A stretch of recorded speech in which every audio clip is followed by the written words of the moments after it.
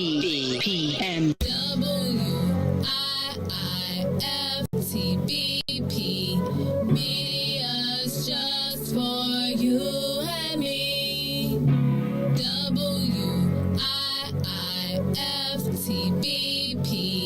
Media's just for you and me.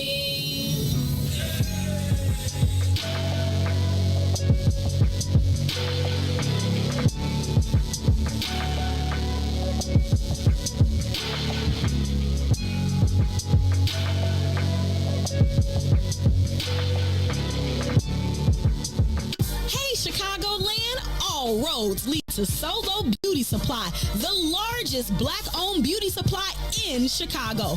We carry a large selection of natural hair care products, plus plus much more. So come see us at one of our two locations, located at 9011 South Ashland or 8158 South Cottage Grove. Our inventory is growing, and with your support, Solo Beauty will continue to be a source of pride in our community. Mays Jackson. Tune in to the Mays Jackson Show every day, Monday through Friday from 6 to 9 a.m., where you can catch us on YouTube, Twitter, Twitch, and Facebook Live.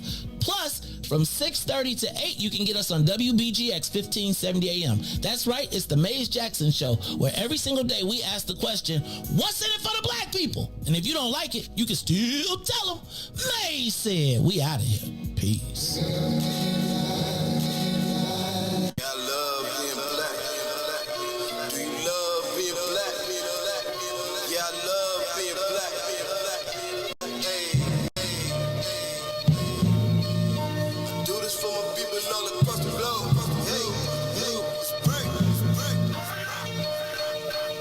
The skin I'm in fit me fine, tailor-made, yeah, I'm comfortable.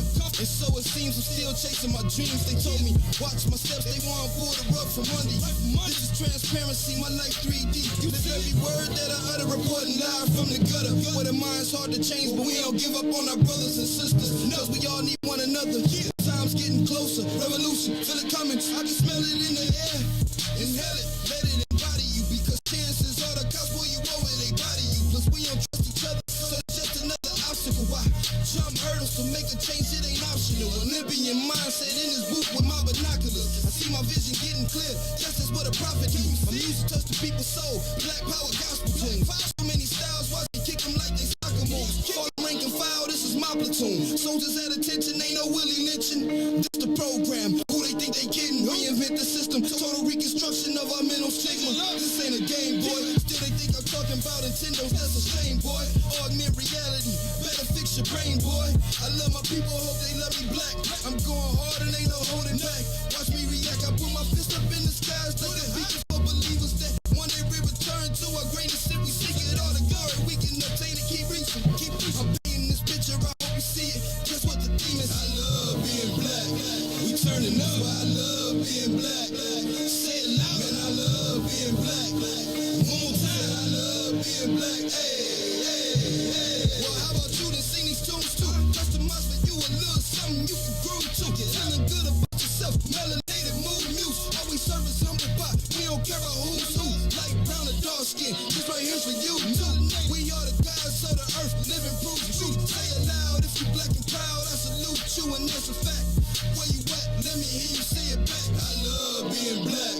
We turning up. I love being black. Say it loud, man. I love being black. One more time. I love being black. Hey. Super melanation, renovation of our databases. Gotta fix the trinity to make it past the matrix. There's a rabbit in the hole. No decision, you gon' chase it or just run for complacency. Here's your motivation. Black power in your veins. Up to us to build a nation. European mental detox completely we erase it. You can't keep fighting over old information. Right, bring it right back. If you love being black, I love being black.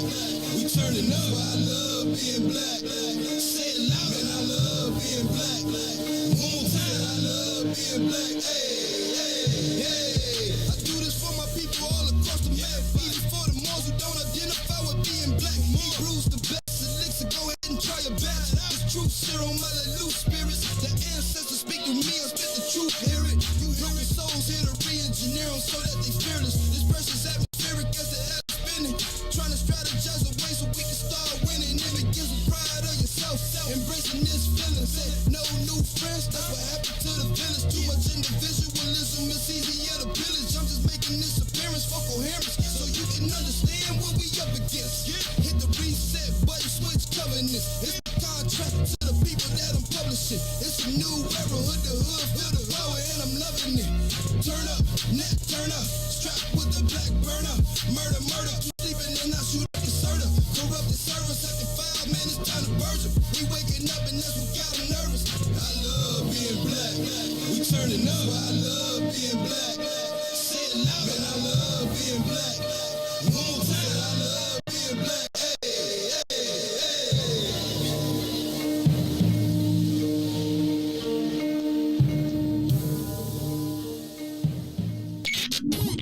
WIIFTV PM. Uh-oh, what's in it for the black people? You are listening to the most dangerous show. This is What's in It for the Black People Radio. Mays Jackson, the most vociferous advocate for black people in the world. For Ruthie Moore, for Taj Stroger, I am the host of the Mays Jackson Show, asking every single day, what's in it for the black people? And if you don't like it, you can still tell them Mays said, Mayor Lightfoot, man, we ain't accepting that. We ain't accepting that. Let's go. Yeah. Let's get down to business and go ahead and address the facts, man. Lightfoot seems more lesbian than black. Rahm Emanuel's another case. He was just as tired. 50 closed schools left much to be desired. Police had Anjanette naked on that body cam. They suppressed the footage so it couldn't touch a lot of hands. Reminds me of that 16 shots in that cover-up. Both of them similar, so I went and dug it up. George Floyd killed, a lot of riots happening in the town. Southside burned and they wouldn't let them bridges down. Grandmother sick, need a prescription and plus a couple groceries. You gon' have to travel just to get it now. COVID-19 out here shutting all the business down. Not enough SBA loans to even give around. So many failed businesses that you can put them in the pile. If you don't survive the pandemic, it's gonna sit you down. We sing, dance, play ball, entertain, and crack jokes. Government infested black neighborhoods with crack smoke. System that milked us so bad, we got lactose. Still trying to find out what's in it for us black folks. We sing, dance, play ball, entertain, and crack jokes. Government infested black neighborhoods with crack smoke. System that milked us so bad, we got lactose. Still trying to find out what's in it for us black folks. Shout out to Willie Wilson, hope one day you get to Senate. We need some different players in the game to handle business. So many shady characters like Madigan and Blotto. But when you really break it down, it's typical Chicago. City full of gangsters, it's what the land was built on. Same streets with hood legends DNA get spilled on. Carjackers out here lurking, trying to get they steel on. Looking for a block to put them Hellcat wheels on.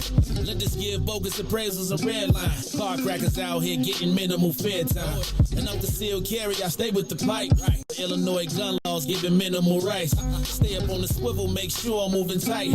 Check all of my mirrors when I pull up to the light. Pick my homie up from out of town, man, he caught a flight. He was hella nervous, told him, shorty, this is a way of life. We sing, dance, play ball, entertain, and crack jokes. Government infested black neighborhoods with crack smoke. System that milked us so bad, we got lactose. Still trying to find out what's in it for us black folks. We sing, dance, play ball, entertain, and crack jokes. Government infested black neighborhoods with crack smoke. System that milked us so bad, we got lactose. Still trying to find out what's in it for us black folks.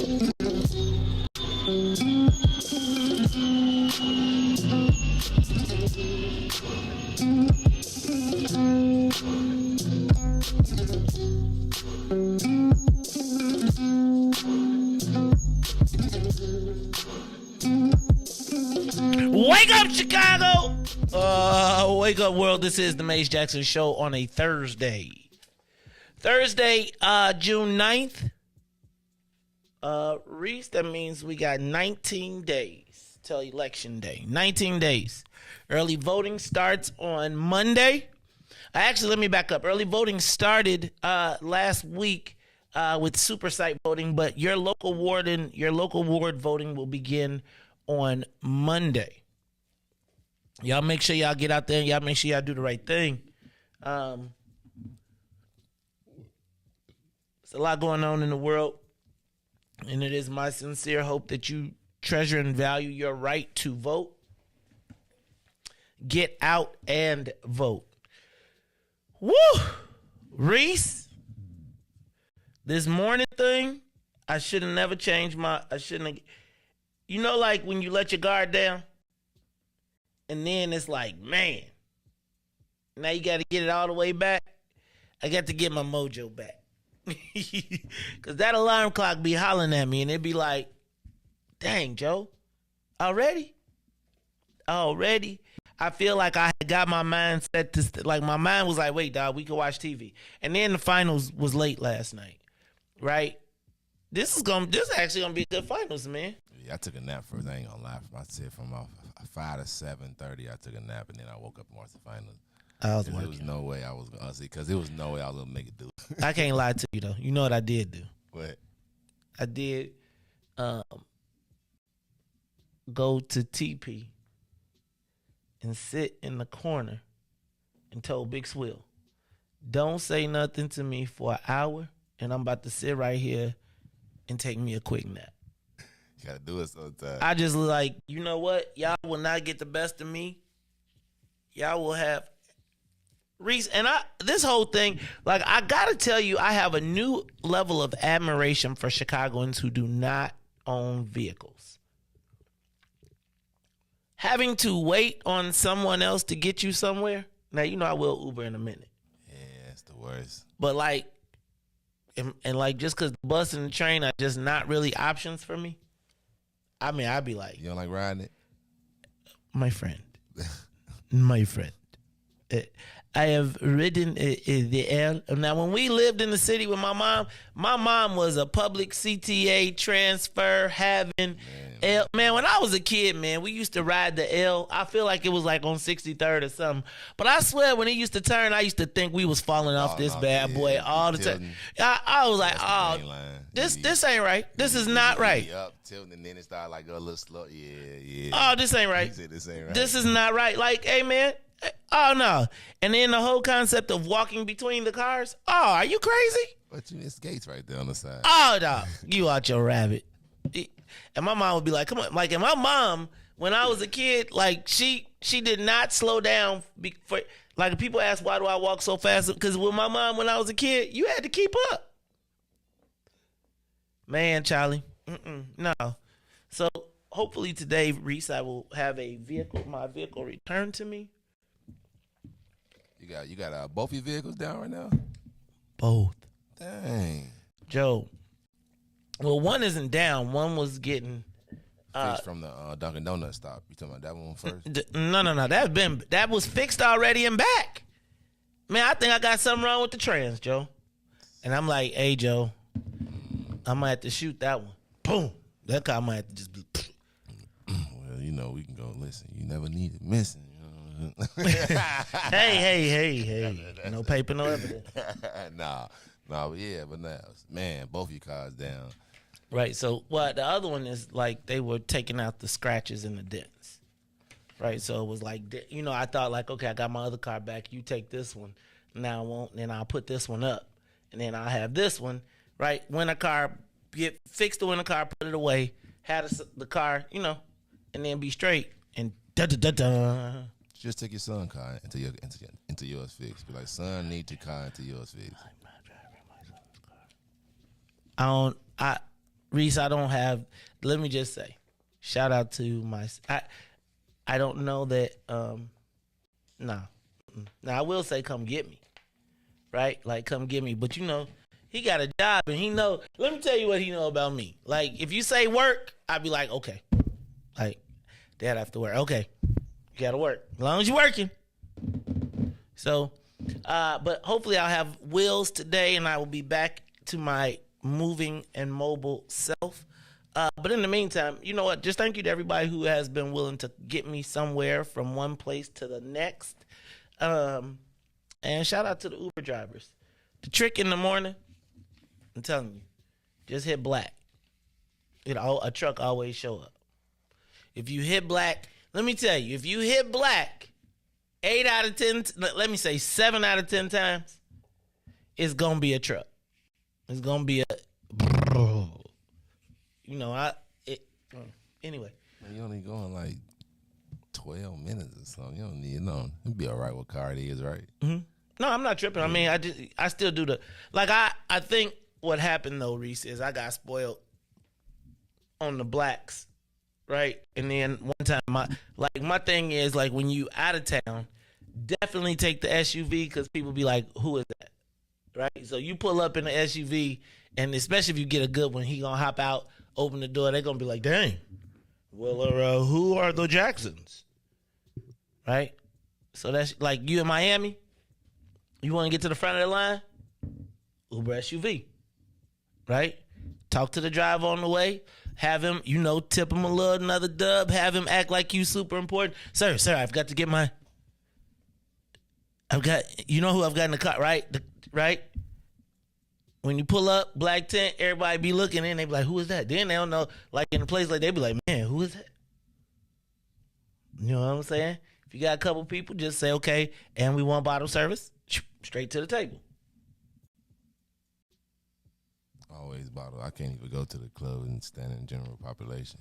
I just come. Like if you invite me and we in the club, especially when it be like, is that still a thing? If it's enough people, I mean, I don't know. I only go out of town, But if I'm in Chicago, but if I come to your party and it was like 9 of us and we all go, I figure if we all buy you a drink, it's the equivalent of us probably buying a sectional. So why are we sitting down here with all this? So I would buy you a drink and then I would leave.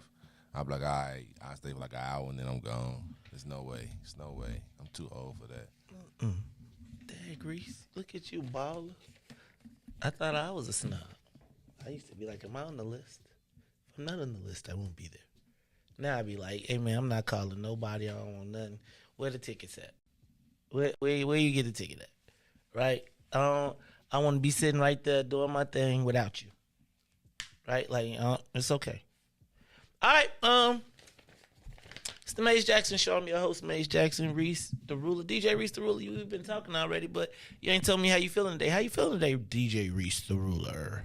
Man, I'm blessed by the best. You already know. The rest is Thursday. We almost there, boss. One more day. One more day.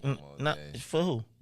My joint is a continuous. Well, I'm talking about to be up at 4. Yeah. Right yeah, then, yeah. But this weekend I'm gonna be waking up at 4, like. Oh well, no. Well, and then it'll be Monday, and I'll be. Oh no. This bull. You gotta see. I know. On the weekends, I tell myself you can get some sleep. You can sleep in a little bit, and I purposely stay up sometime. Like on a Friday, I purposely stay up to like 1. It forced me to get some sleep. I give me like 7 now. I'll be up at 8. I'll be all right. Now you know what? That's a pleasant. Like I think when I feel sleeping late is 6, right? But if I can get to 8, like sleep, like if I open my eyes for longer than like 60 seconds, and shoot, if I open my eyes for longer than 30 seconds, I'm probably gonna reach for my phone. Then it's gonna be like ding, and then I'm up. So I got to figure that out. But you know what though? I will tell you that sleep number though, Joe. It'd be like, are you moving? I'd be like, okay, maybe just a few more minutes. All right, let's get to the headlines. Riis, well, it's you in the building. I'm in the building. We do have a guest today, coming in from CPD, from Chicago Police Department, Glenn Brooks. He wants to talk about gun buybacks. I got some questions because he's talking about gun buybacks. I'm going to gun buy black. Yeah, they talking about man, I'm not turning nothing in. Now I'm gonna talk to Glenn today because you know what I'm saying. It's like I just I think public safety is a real issue, and I think we got to be starting to have a little bit more of that conversation. So we'll be talking to Glenn Brooks from Chicago Police Department today at 8:00. But in the meantime, Riis, let's get the soul plane up to 60,000 feet. We are up and away. This is the Maze Jackson Show. I'm your host, Maze Jackson, DJ Riis, the rulers. Dad, Quasey. Tell them how you really feel, Quasey. 761st. Hey, man, they ain't even asked me now. I got my C-dub. How come I don't want to be in the club? But that's okay. Hey, Riis. The mayor hit the campaign trail yesterday. Riis?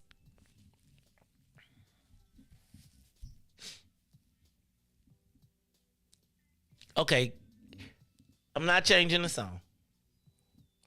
But I am going to give, because I feel like I feel like this. I feel like I be the only one mad. Riis, you ever been the one that only one be mad? Like, you probably not. I am. Like, I'm the dude that be mad till, yet like everybody gotta be like, dog, you still mad? I be like, dog, you don't remember what happened? And everybody else be like, man, I'm going to the party. Right? Like, I used to be the one like, we ain't going to the such and suches, never again. They be like, man, you seen them such and suches came in from blah, blah, blah. We going. I be like, I'm not going. Everybody else be like, shoot, I don't know what you talking about. We going. I feel like that's how y'all are. Right? So it's like I'm not going to be standing in the middle of the street. Like everybody going to be at the barbecue. The mayor going to be kicking it. She going to be at the step and set. I'm going to be like, I thought we was mad. Y'all going to be like, shoot, the mayor got beef ribs. You over here talking about some rib tips. Look, she ain't even got no pork. So we are going to not pivot. I'm going to start moving a little bit to the center. Although, I do feel like y'all are tripping. And this one of these things where it's like, we really got to talk about this. Because you saw, first of all, did you see the mayor showed up like on 75th Street? First of all, back up. The mayor was at Starlight yesterday. Did y'all see Katie with her selfies with the mayor? The president of the phone club was taking selfies with the mayor. Trying to infiltrate, you know. I know. I know, Riis. I know. You know I love Katie. Good job, Katie. Good job, Katie. President of the phone club. You got the secret plans for us. Yeah, tell us what you know. Katie, tell us what the secret plans Tell us our call names. I was like, look, you know, Katie, she had on a disguise because she had on like her new hair too. So she was like extra disguised. So we're going to have Katie tell us a little bit about what happened. We're going to have to get Katie to wake up and call us and tell us about the secret. Now, it wasn't a secret meeting because Riis was at my old joint. It was at the most political place in the 18th Ward. Starlight. Hey, man, you ever been to Starlight? Never. On 83rd and Kedzie? Anybody ever been to Starlight on 83rd and Kedzie? Man, that's like, it's a weird thing because do black people just like breakfast? It's like breakfast, like is it me that's just not the breakfast dude? Because I feel like black people will make a breakfast spot out of anything and be like, because Starlight is the place. It'd be packed. I used to get an egg salad sandwich when I went there. But the mayor was in the 18th Ward. That was my old stomping grounds. That's where I found out I wasn't going to be the 18th Ward nominee for alderman. But it's also where we did all the deals, all the good stuff. You know what I'm saying? It was a great place. Still is. The mayor was there with Alderman 18th Ward, Alderman Derek Curtis, who is one of her staunchest supporters, as well as 8th Ward Alderman Michelle Harris. And I'm telling you, the seniors was in the building. Senior mob was in the building. Katie didn't even wear her shirt. I'm going to stop talking about Katie. No, anyway, shout out to Katie Lindsay, who gave us the scoop to let us know what was going on. I'm going to try to see if I can find some excerpts of the mayor's speech. Then, Riis, this bold. Look, the mayor did like they be doing in them videos. Riis, you ever seen them, like, you know how the rap videos be like when you got ops and you go to they land and do a video? Or go to and you do a video in they joint? The mayor went to the 6th Ward yesterday and went straight to Brown Sugar Bakery and then went right by my man Eddie from A&S Liquors. And you know that is dead center Alderman Rod Sawyer's land, who's the 6th Ward Alderman. Man, Charlie, I was like, Riis, what you doing, like, well, she is the mayor of the city, but like to me, I felt like that was like big ops move ever. Like I'm finna come right on your pride and joy and be like, I did all this right here. I did all this. This is me. We gonna talk about yesterday's campaign tour. I want y'all, if y'all saw it, let me know. Then she went out west. It wasn't the same, no, Riis. It was just not the same. Shout out to Alderman Burnett, Alderman Emma Mitz, and Alderman Jason Irvin, who showed up with the mayor. But check it out, yo. It was like maybe 10 people there. So it was crazy because I was looking at Marianne Ahern, and Marianne Ahern was like, not so much on the west side. You know the west side be like, for real though. You see, the difference between the west and the south side is,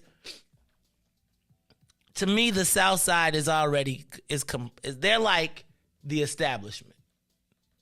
The West Side is like your country cousins who they don't need a salad fork, right? They don't need a salad fork, but they're gonna be straight up with you. You gonna get some good food, but there probably won't be a salad fork on the table. On the South Side, they be like, "Ooh, did you eat your steak with your salad fork?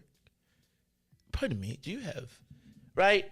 And so, it's kind of like the South Side falls in line. The West Side kind of be buckety buck. Although the mayor would tell you that she's invested the most in the South Side and the West Side more than any other mayor.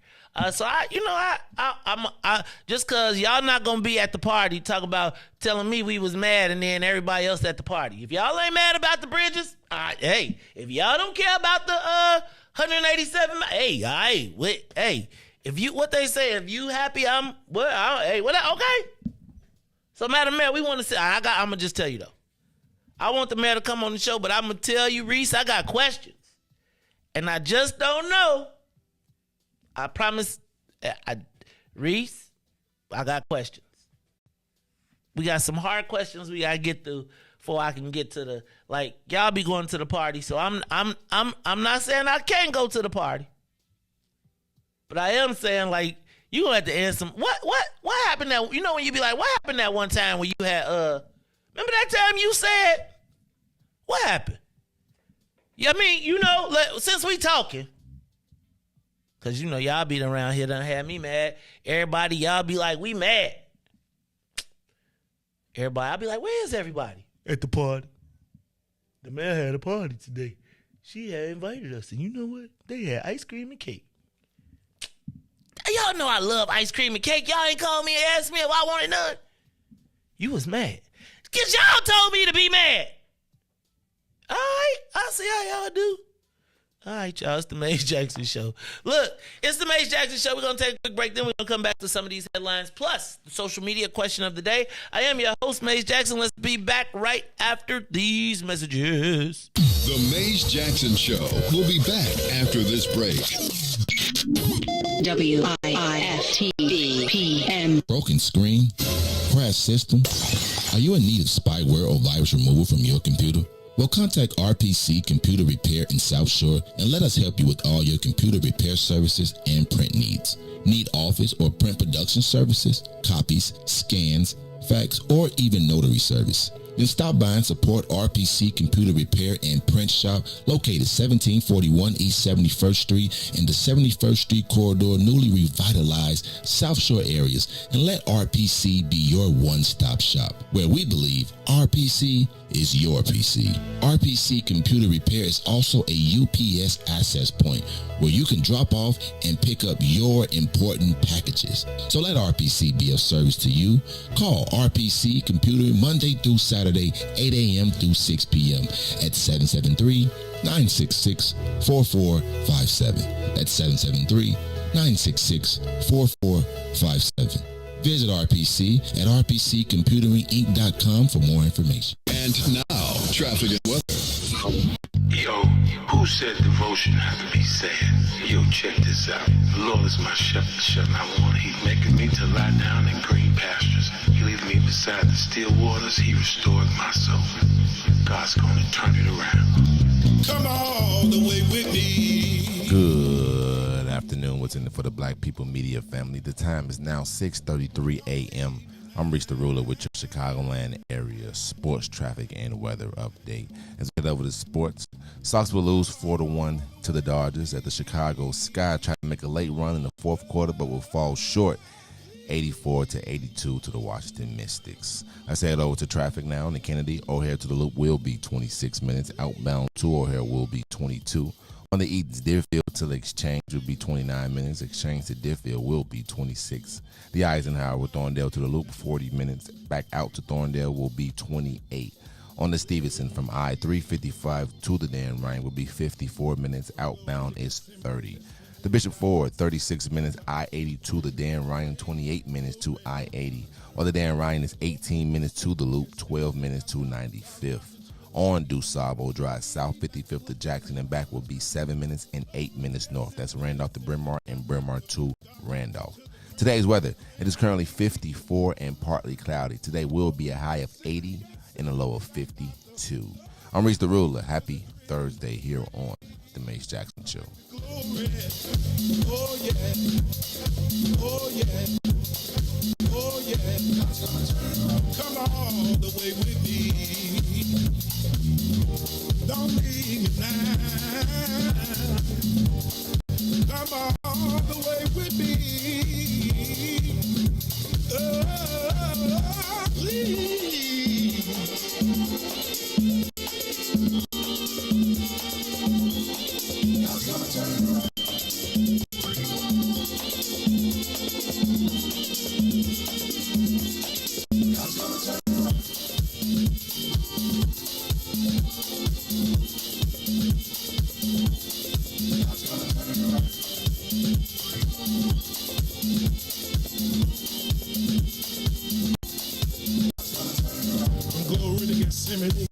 Gethsemane to Golgotha to the grave, from the grave back to glory.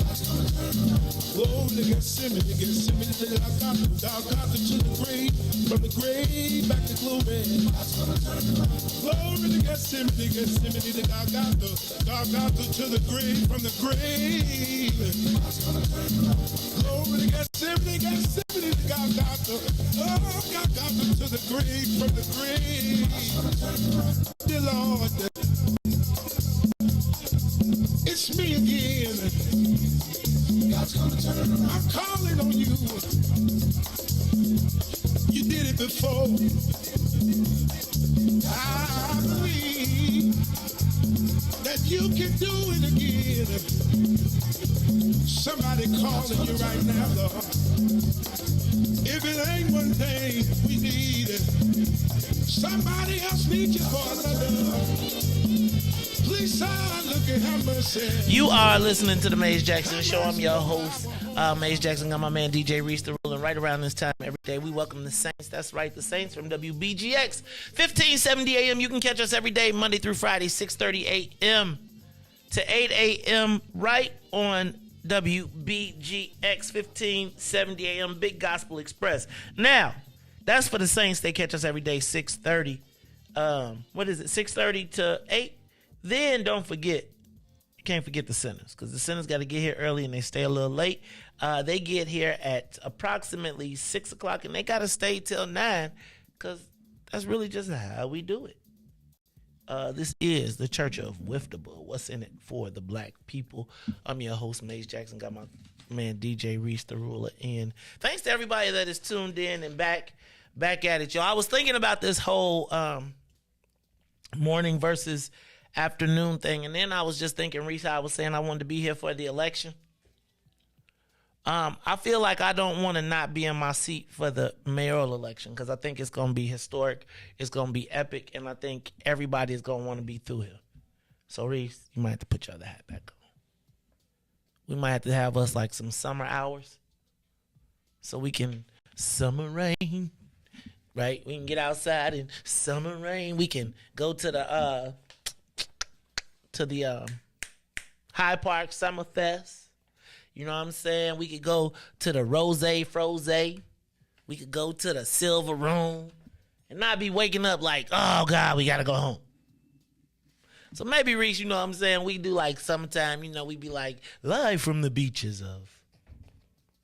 It's the Mays Jackson Show. Shh. That sounds good, man. Whoosh, whoosh.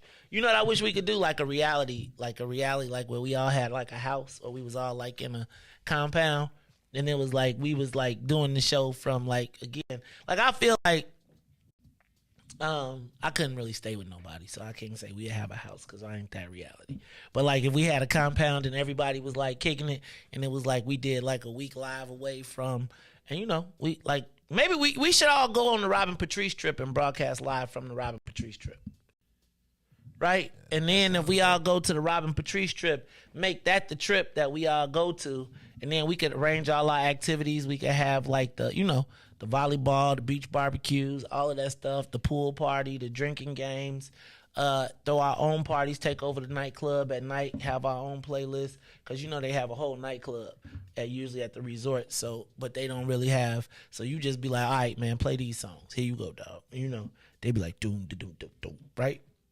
Maybe we should just broadcast live for that week. Then we could sleep.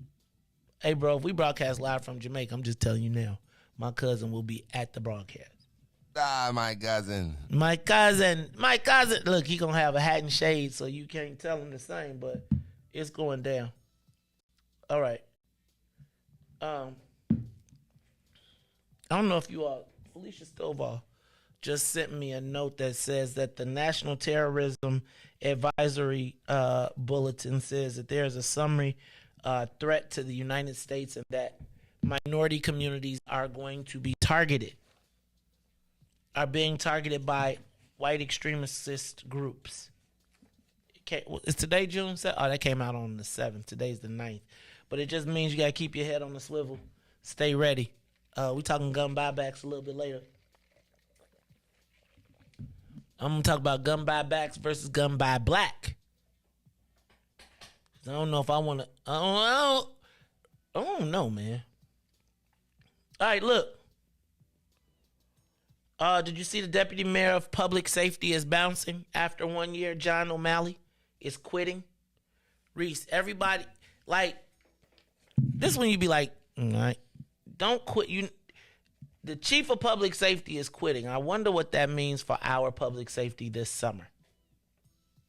You know what I'm saying? Like, the deputy mayor who's in charge of all the, like, the policy of how policing and curfews and all that stuff, man, I want to know how that's going to work out. Might have to ask Glenn a little bit about that. 19 people looking to replace 24th Ward Alderman Michael Scott, including Charles Riis, his former chief of staff. Charles, good dude.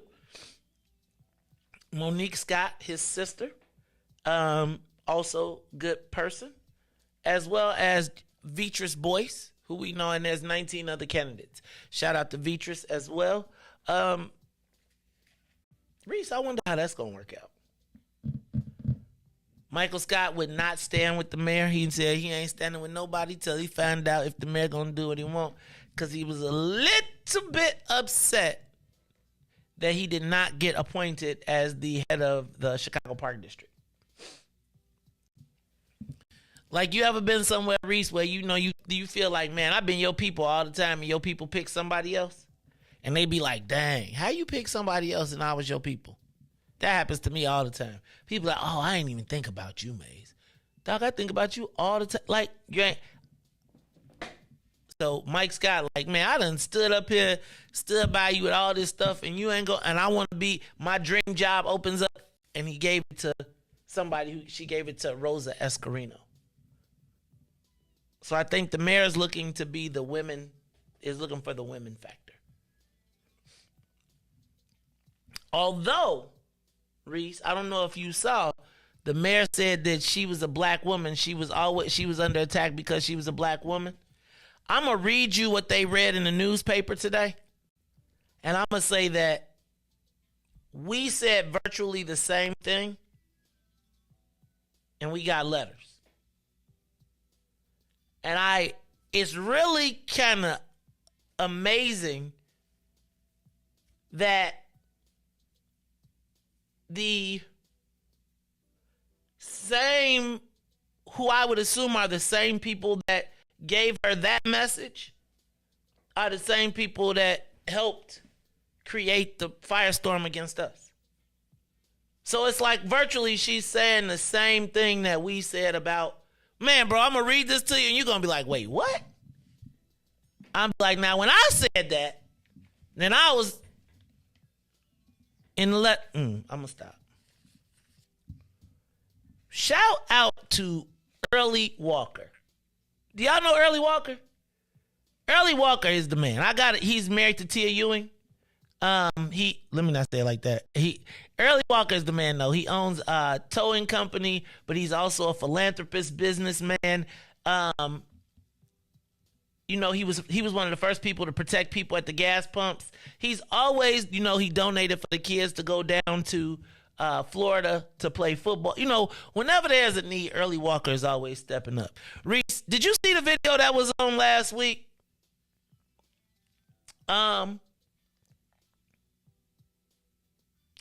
Did you see the last week? The video of the dude that fell on the L tracks and was getting shot? That was real. Like, I thought that was like somewhere else, something crazy. It was actually real here in Chicago. Right. They say it was on like 63rd or something. Yeah, well, the dude who jumped to pull him off the tracks. While everybody else was videoing him, the guy that jumped down there to pull him off the tracks. Early Walker gave his name was Anthony Perry. Early Walker gave him a Audi A8 because he rewarded him as a reward for just because everybody else was just videotaping it, and he jumped down there, pulled the dude off. Now I don't know if the dude lived because I think like if you on the third rail, you just cooked. Yeah, well, you can get shocked, but you're just gonna be there for too long. Like I know a couple of people because I told you I used to work there, so like I know a couple of people that actually got shocked and they not They all right. They all live. Right. They all right. They like, got they a still little work, but they, but when I asked them, they say you can still, feel it. Like I guess they're going like detail, but like some of them still working, but they said it's different. Okay. So but Well, anyway, he jumped down there early. So they showed up and said, congratulations, that was great. We want to give you a big award. And they gave him a gas card for $25. And dude was like, why, thank you. I don't have a car. Obviously, I was on the L. And then the tow truck pulls up with an Audi A8 on it. And it's like, this your car. Took over the gas card. Thank you for being a good citizen. Shout out to Early Walker. Yeah, man, I'm about to go ride the train and break up. But stop that! Stop! I'm jumping down. I'm putting a cape on and everything. I'm going. You're gonna put somebody down there to take them out. Early, I saved. Look, Early, I saved him. Hey man, Toyota if you got it. How about a Tesla? I'd be like, the way these new millennials. Well, first of all, I'm grateful for how the young brother responded, but early, the way y'all millennials be. How come it's not a Tesla? Give me a Toyota, a Honda. The way gas is, I want the littlest car you got in there. I want a smart car. Give me a smart car, please, and thank you.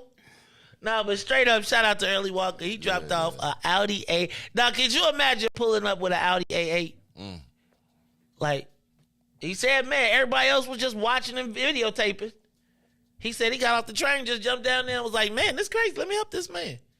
Yeah, I saw it, and I actually turned because I was like, if this is real, I don't want to see it because he was like shaking. He was laying because, so when they... He said his arm got caught underneath the track. Yeah, so when they was fighting, like the whole time I'm sitting in front, I'm like, oh my God, like they must don't know. So like usually what should have happened is immediately the person in the car should have told control to shut off all electricity right there. And they supposed to immediately shut off electricity for that very reason, because they were fighting on the third rail. So like you can stand on the third rail solo, but you can't stand on another rail. That's the reason why when he laid back and touched the other rail, he begins to shake. Right? So I'm thinking both of them finna get shot, but he rolls over. That's why he rolled over on dude and got up. Yeah, and I saw him shaking, so I turned. I didn't see the rest of it. I was like, I don't want to. I didn't. That's why I turned because I was like, wait, is this right? I was like, I don't want to see nobody electrocuted. I don't want to see nobody get electrocuted. But I did see the dude jump down because he come from the left side of your camera. I did see him jump down right when he started shaking. But that's what's up, man. I'm about to go ride me the train today. Hey, y'all, anybody got any options they found on the train? Y'all message me in the chat. Early Walker, hey man, shout out to Early Walker. Shout out to Tia Ewing as well. I love watching. Check out their Facebook page and check out their posts. They turn the lawnmower on each other. The air blowers in the bed. That ain't cool. I'm like, don't. I'd be like, don't play. That wouldn't be no joke to me. I'd be like, don't play with me like that. All right, man. It's the Maze Jackson Show. Let's see what else we got on the news. Mayor Daley in the hospital. Health scare yesterday. They brought him in, said he was doing what they said he was alert. Riis, I didn't realize Mayor Daley was 80 years old, though. Like, where does the time go? Like, I really one of these days want to have an in-depth conversation about the whole Mayor Daley thing. Riis, because it's like everybody always talk about how much they couldn't stand Mayor Daley, but he always whooped everybody. Right? And I do feel like there was a path to a glass ceiling. Does that make sense? Like, I think black people under Mayor Daley were like, there was a solid black middle class. Like, I feel the erosion of that.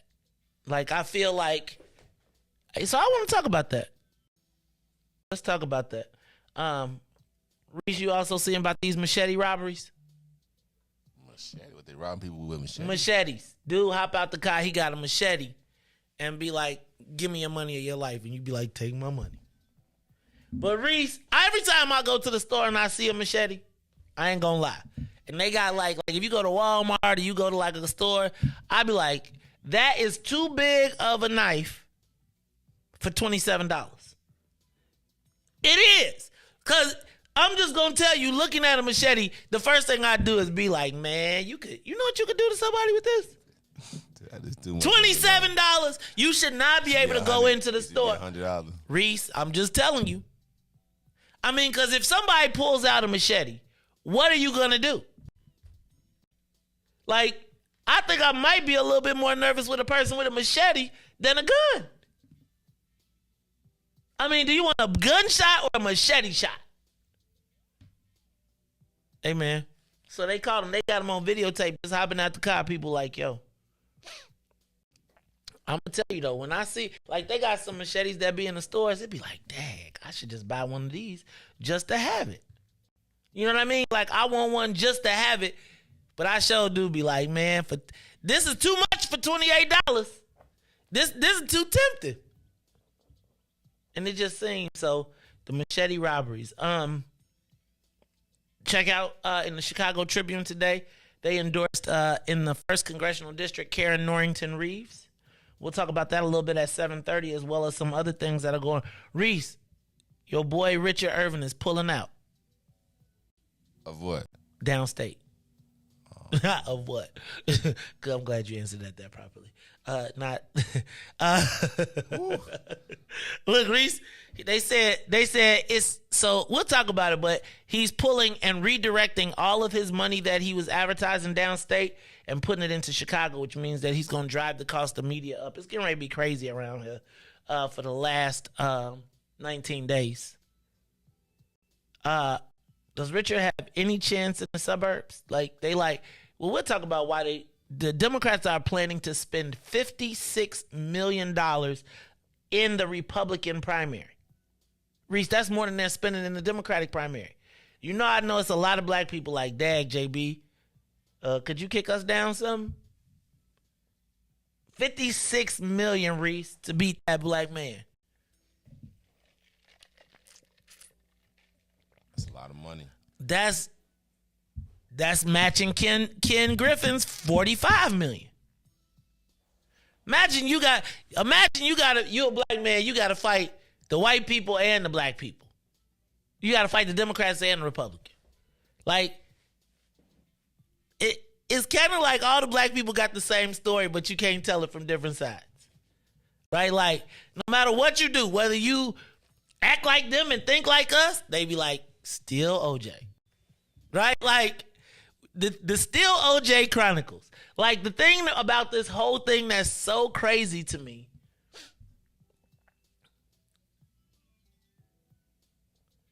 is that essentially, bro, dude is like a lawyer, like a prosecutor, a mayor. And remember when I told you about the Negroization of black people and the attempt to Negroize us, and it comes from everywhere? It doesn't make a difference. It's just kind of crazy, man. It's just kind of crazy. All right, have you seen any of these Uvalde stories? Hey, Joe. It's tough to listen to any of those stories, Reese. There was a teacher.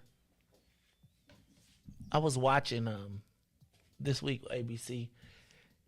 The teacher in room 111 survived. All of his students died. He got shot 11 times. All of his students died. He said, so he went into room 111 through the door.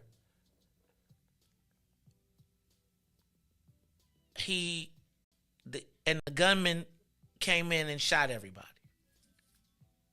There was an adjoining classroom, room 112. The police were on the other side of that room. The kids could hear the police, and they were saying, help us, we're in here. The gunman who's in room 1, as they're screaming, now the police are on the other side of the wall. So imagine the gunman's in this room, There's kids in a middle room, and then there's another room, and the kids can hear the police, so there's like screaming to the police in the room over here, please help us, help us, help us. We're alive.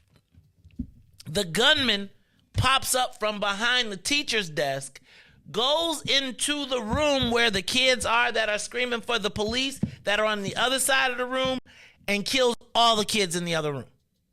While the police are in the other room on the other side and bounce. Bro,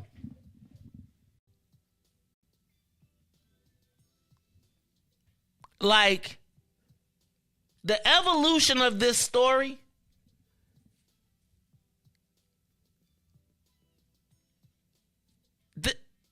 the evolution of this story is beyond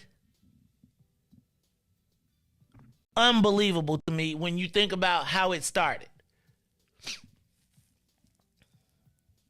And I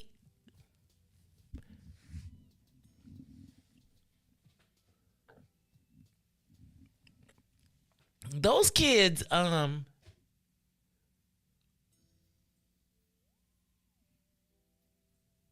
were, I cannot, they said, look, bro, the little girl called 911 3 times. They said kids were in there that were shot that could have lived if the police would have went in. They said as soon as Homeland Security got in, they was like, what are we waiting on? And boom. They didn't even wait. They didn't ask no questions. They was like, we going in. They killed the gunman. 19 police officers was in that building. Bro, I just Riis, they said the phone line busy. I just feel like all of this stuff happening back to back to back to back to back to back. What is going on?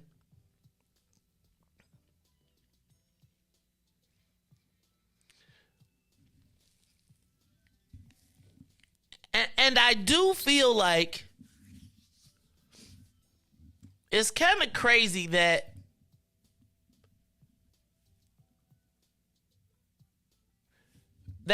our government is so dysfunctional I think 21-year-old, they said the boy bought the gun one day after he turned 18. Now, I just say that between 18 and 21, you got some growing up to do. I do think we should try and instill some. I don't think an 18-year-old should be able to buy an AR-15. I don't know. You can tell me if I'm wrong, Quasi. Y'all can tell me wrong, gun rights advocates. I know people kill people, but crazy kids kill crazy, do crazy stuff. And I do feel like we are going to be the unwarranted victim of it. I'm going to tell you where else I think is you got soft targets, and then I'm going to tell you the other places that this is going to start popping off. In places where there are, I just feel like this is going to embolden the people in the suburbs. People with mixed populations. People in positions where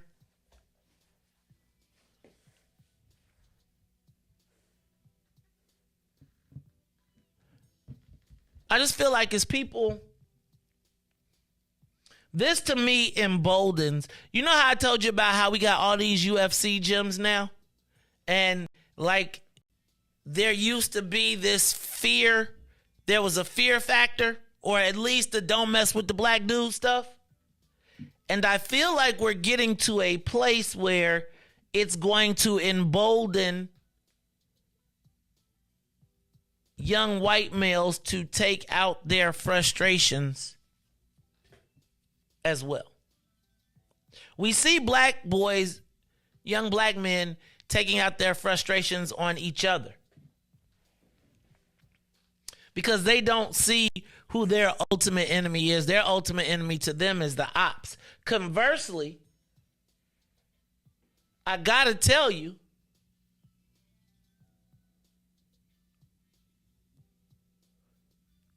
that young white men are starting to see us as the ops. Right? And I think as you saw what was happening yesterday when I played you the Ted Cruz joints, it's like they got a plan. And so let's do this. Let's take a quick break. And when we come back, we're going to get into, I'm going to talk about the mayor on the campaign trail. Plus, we're going to talk about the social media question of the day. Because I do want to know is, can this country be healed?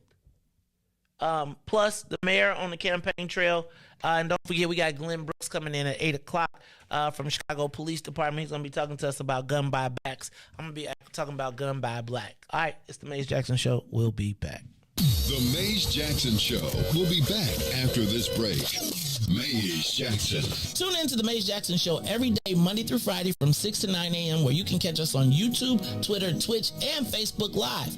Plus, from 6:30 to 8, you can get us on WBGX 1570 a.m. That's right, it's the Maze Jackson Show, where every single day we ask the question, what's in it for the black people? And if you don't like it, you can still tell them, Maze said. We out of here. Peace.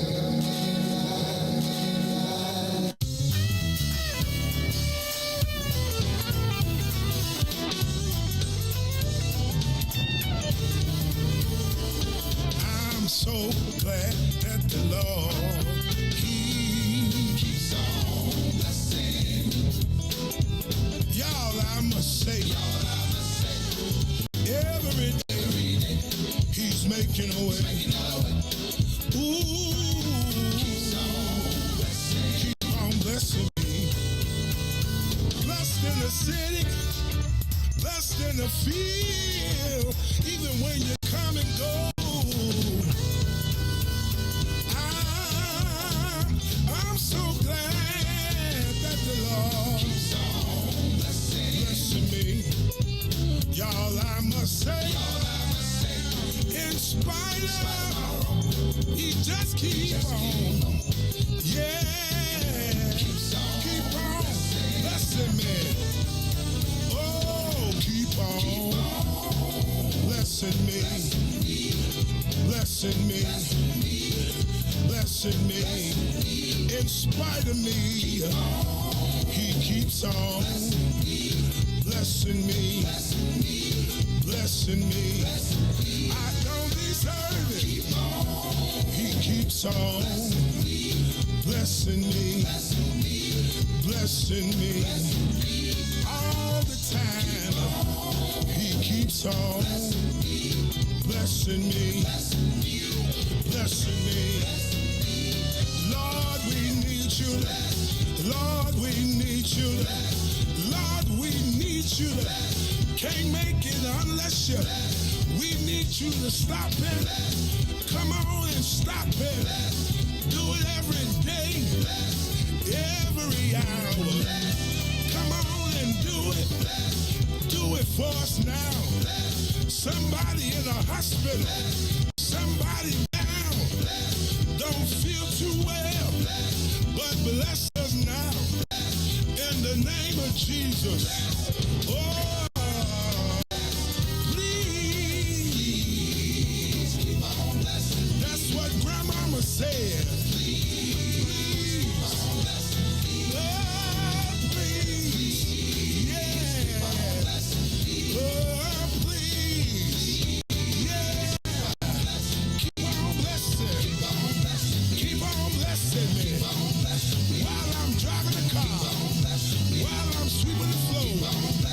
While I'm cooking dinner. Taking the kids to school. Walking down the street. Walking through the grocery store. Keep on blessing me.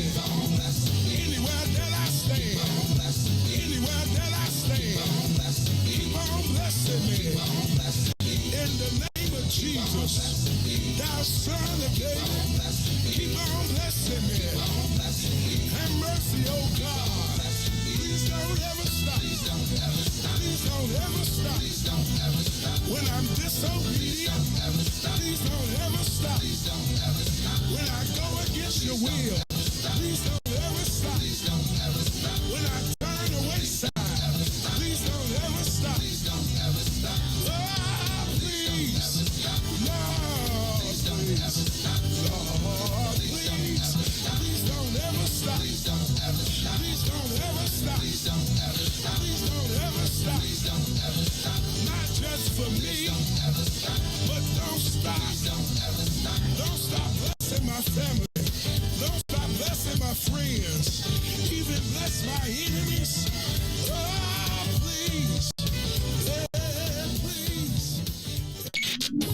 WIIFTVPM. Back to the Mays Jackson Show. You are listening to the most dangerous show. This is What's in It for the Black People Radio. Mays Jackson. Mays Jackson, the most vociferous advocate for black people in the world.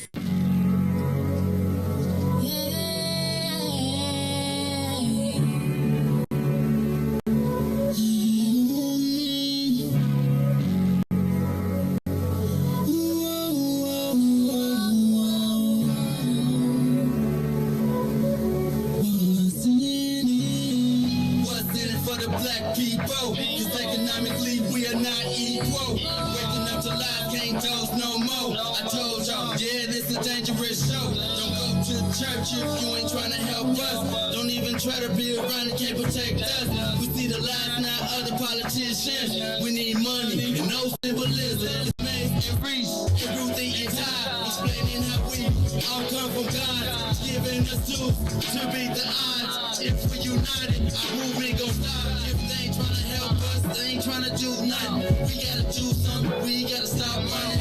It's time to confront the problem. Really, you expect you oppressed us all.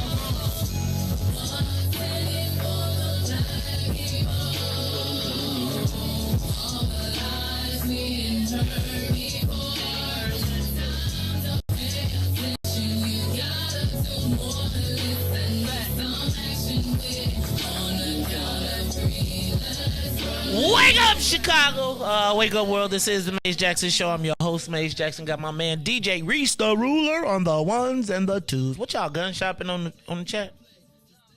Y'all gun shopping? Y'all trying to pick Scorpions and SIGs and Rugers and howitzers and all type of guns. Why does it seem like the arming of America is happening? Hey, hold on. You know what? Before I go any further, DJ Riis the ruler, we had a package delivered here. And so I am going to, I want to, before I even go a little bit further, wait a minute. This package is RobinPatrice.com. What? We got a package from RobinPatrice.com. Well, let me check this out. Let's see what's in the box, man. Let's see what's in the box. I know Ness was telling me he was coming by, so let me go ahead and just, oh, look at that. It's all fancy. Robin Patrice, you got a box. It's like, what is that, cotton fabric? So then you can open this bad boy up. You're like, hold on, let me see. It's got a card. Robin Patrice, flyness is a choice. Ruthie, opening a new package is the best feeling ever. Look, Ruthie, what I tell you about group gifts? I don't want no daggone group gifts. But hold on. Ruthie, opening a new package is the best feeling ever. What you got? Show us with Facebook and Instagram. My Robin Patrice, RobinPatrice.com. Love you. Thank you for all you do. XOXO Janessa. Robin Patrice. Look, she fancy. No, hold on. Reese. I hope Ruthie didn't give us the wrong package. All right. Obviously, it sound like look at that. Wait, hold on. There's some shirts in here, dog. All right, so hold on. This say canvas. Fragile like a bomb. This must be for Ruthie. Okay. We got Ruthie shirts up in here. Let's see. Oh, look at that. It sounded like it was for Ruthie. Morton salt. Are we opening up the Ruthie? Hold on. Wait, let me see. That's another card. Riis. Oh, there we go. Opening a new package is the best feeling ever. I didn't open it. I miss hearing one to hit and two to kill. WHW is dope. Stay you forever. I love you too. XOXO Janessa. So I'm gonna open. You want me to give you yours? I'm not gonna take yours. Here, you can open it up. Show the people what I got. Okay. Show the people what I got. What you might can't. Okay, well, I would say you might can't read mine on air. It says G blank F. Yeah, you might can't read mine on air. Would you like to buy a vowel? Would you like to buy a vowel? Yeah. Go. Yeah. Hey. say that's can't funny. read mine on that. Now look, and she got the color. Here go one. This is a unicorn. It said feeling kinda IDGAF-ish. So we'll have to have us a Robert Patrice shirt day Today. Yeah, we do. We all gonna wear our Robin Patrice shirts. So you have this is feeling like I don't give a F day. I got and now where yours at? I know. I'm looking in here like Say the best for last, but we're mad. it better be something in there. Y'all want y'all to hear the whole thing. All right, let's open it up. All right. Robin Patrice. Flyness is a choice. Maze. Opening a new package is the best feeling ever. I love what you got. No love letter needed. It is my sincerest prayer that Ness is as strong and loving as you. Oh. Janessa, what your name is? Robin Patrice. In the box. So it's her birthday coming up or something. She probably trying to stack up for her birthday. Look, she trying to get ready for her birthday. Let me see what's in the box. Okay. I love being black. Hey. It's kind of dangerous, but it's dope. I'm rocking this. Hey, we should rock these tomorrow. We should rock our shirts tomorrow. So well, Ruthie ain't gonna come in tomorrow. I don't think. Yeah, she is. Oh, she is. Okay. Oh, hold on. I got. Being black is not a crime. Okay, all right. She snapped. Okay. I love being black. Hey. Hold on. Okay, he got 3. All right, look at that. She made sure. Boss moves. My cousin. I think this that's like your cousin. Life is hard. Cannabis helps. Hey, that's for your cousin. My cousin shirt. Your cousin shirt. I love being green. Hey. Dang, it's more? Wait, hold on now. Hold on now. Okay, this is black power. Army ready, army green. I got the perfect. This for my fit. Man, this is dope. This is so. Thank you, Robin Patrice. Whew. Well, that was exciting. Wait. It's more? Wait. What you fit in that box, man? It's more. There got to be a hole underneath that. Oh, well, hold on. I would say you can't read all. Hey, that's why I just told you when you saw my shirt, like you might can't read mine on it. You can't. I study trigonometry. Trigger.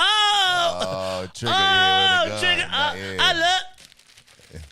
And we was talking about, hey, that would have been a good shirt to wear today. When at 8:00. Right. That's the. I might switch. That Robin Patrice box, action packed. Oh, look at that. She got all of that in that Riis. That's what I was just saying. 1, 2, 3, 4, 5, 6, 7, 9 shirts in this bag. With paper. With the wonderful wrapping. Y'all make sure y'all go to Robin Patrice. That ain't nasty. You ain't drop a demo in there or something, you know what I'm saying? You I'm not talking to Ness because we still ain't shot no video. It just started. They tell me he got us, bro. I believe it. You know, shoot that TP. Okay. I think I shot my own video at TP. Riis, here go y'all cards. I feel a certain way. Thank you, Robin Patrice. Thank you to everybody that supports us. If you got products, send them to us. You know what I'm saying? We like free stuff. Right, we do. And we'll wear it, and we'll put it on air, and we'll talk about it, and we'll be fresh. Shout out to RobinPatrice.com, what your name is. The Maze Jackson Show, truly appreciate y'all. We want to make sure everybody goes to RobinPatrice.com and supports the brand. Support the people that support you. Let's do this black business and let's see it growing. I love being black, and those shirts were really, really, really dope. And while I was doing all that, I don't know what I did with my papers. Oh, I hid my papers from myself. So here go my papers. So do we want to do the social media question of the day, or do we want to do the let's hit the social media question of the day. We'll talk about it briefly. And then we're going to get into the mayor's re-election. So let's do this. Let's go to the social media. Riis, go ahead, hit the big voice for me. It's time for the social media question of the day. Can America be healed? Riis, tonight, I don't know if you all know, is the first night of the public hearings of the January 6th. They're doing public tribunal, sort of.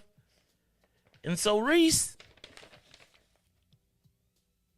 I've come to the conclusion, especially after listening to yesterday and Ted Cruz calling us black supremacists and, and trying to, that the country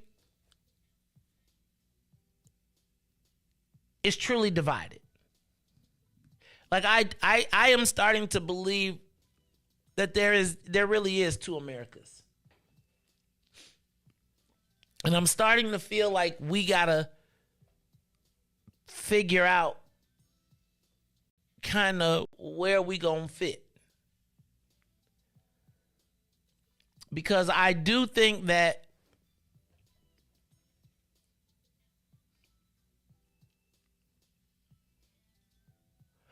Riis, I do think that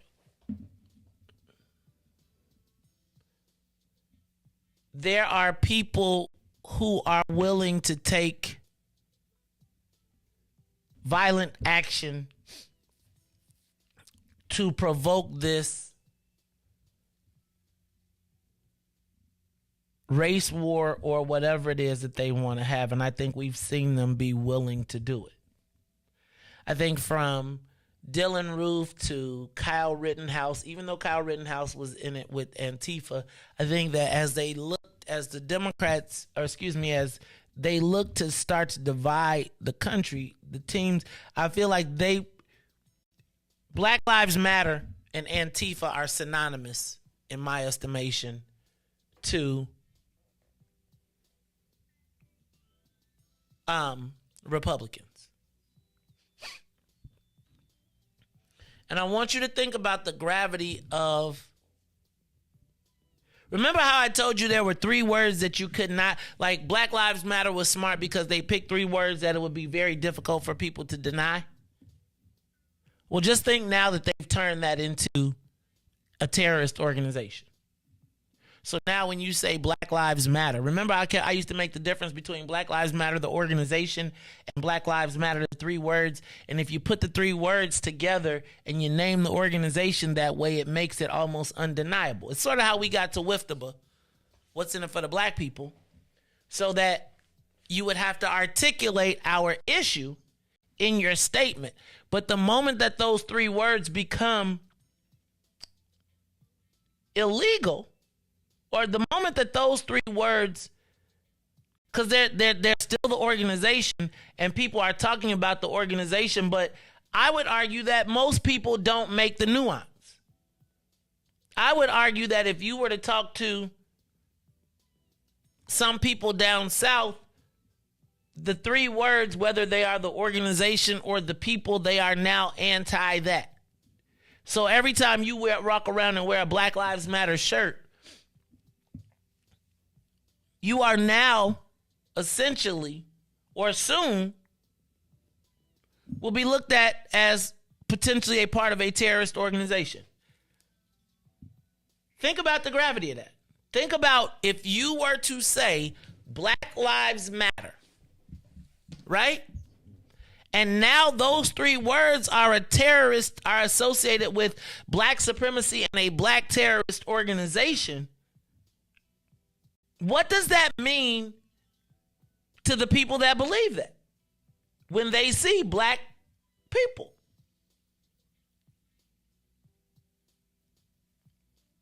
And so, Riis, I want to know, can this country be healed? Here's where I feel like we were. I feel like in 9/11, we were at the peak of United States patriotism. Like when those buildings went up, I don't think that, I'm not going to say that there wasn't anybody, but I feel like most Americans, black, white, Asian, Latino, if you lived in this country, you felt a certain kind of way. Right? Like you wanted some get back. You were like, man, America the Great. Then, Riis, George Bush did such a terrible job that he created the riot. So he lost all of that goodwill in the course of the second 4 years. And then we went on this slippery slope in which America was willing to try anything because anybody was better than Bush. And so Democrats and Republicans and everybody agreed that the country was in such bad shape that they were going to give young Barack Obama a chance. Not everybody, but enough Americans who would not ordinarily. But then at the same time, you saw the growth and creation of the Tea Party, right? And the Tea Party initially was positioned as an anti-tax group, right? Remember, they were fighting against all of the taxes, but essentially the Tea Party essentially became the shield for all of the white anxiety about a black president. And it created this space that people who were almost forced to be concerned, they couldn't act out. It gave them the path to act out because President Obama was at the top of the food chain, so you could attack the president, but the attacks were not just based on him being the president. We all saw the racism in it, but it allowed racism to reoccupy the minds, but through a political, with a political shield. Does that make sense? Right? So you could be a part of the Tea Party and say all types of racist stuff that you meant about everybody black, but you could couch it under politics. And over the 8 years of Obama, it whipped up to a feverish pitch that at a certain point, nobody cared about race. And remember, in this same time, social media took off. Remember, during the first election, there wasn't social media. During Obama's first one, it was Facebook, but barely. But barely. Right? So think about Facebook, Twitter, Twitch, all of those. Obama was elected in the internet age. Trump was then able to be elected during the social media age, which at that point, all of the same things were starting to happen, right? We started to see Emmett Till every day, every week, every month, and it incensed us, and it created this bubbling that popped up all around the country. And at the same time, it reached a feverish boiling point over tip when George Floyd was killed. And remember how I told you that sympathy would end? And as the buildings and as stuff started to happen, white folks would then start to say, no. White folks would then start to say, man, we don't care about.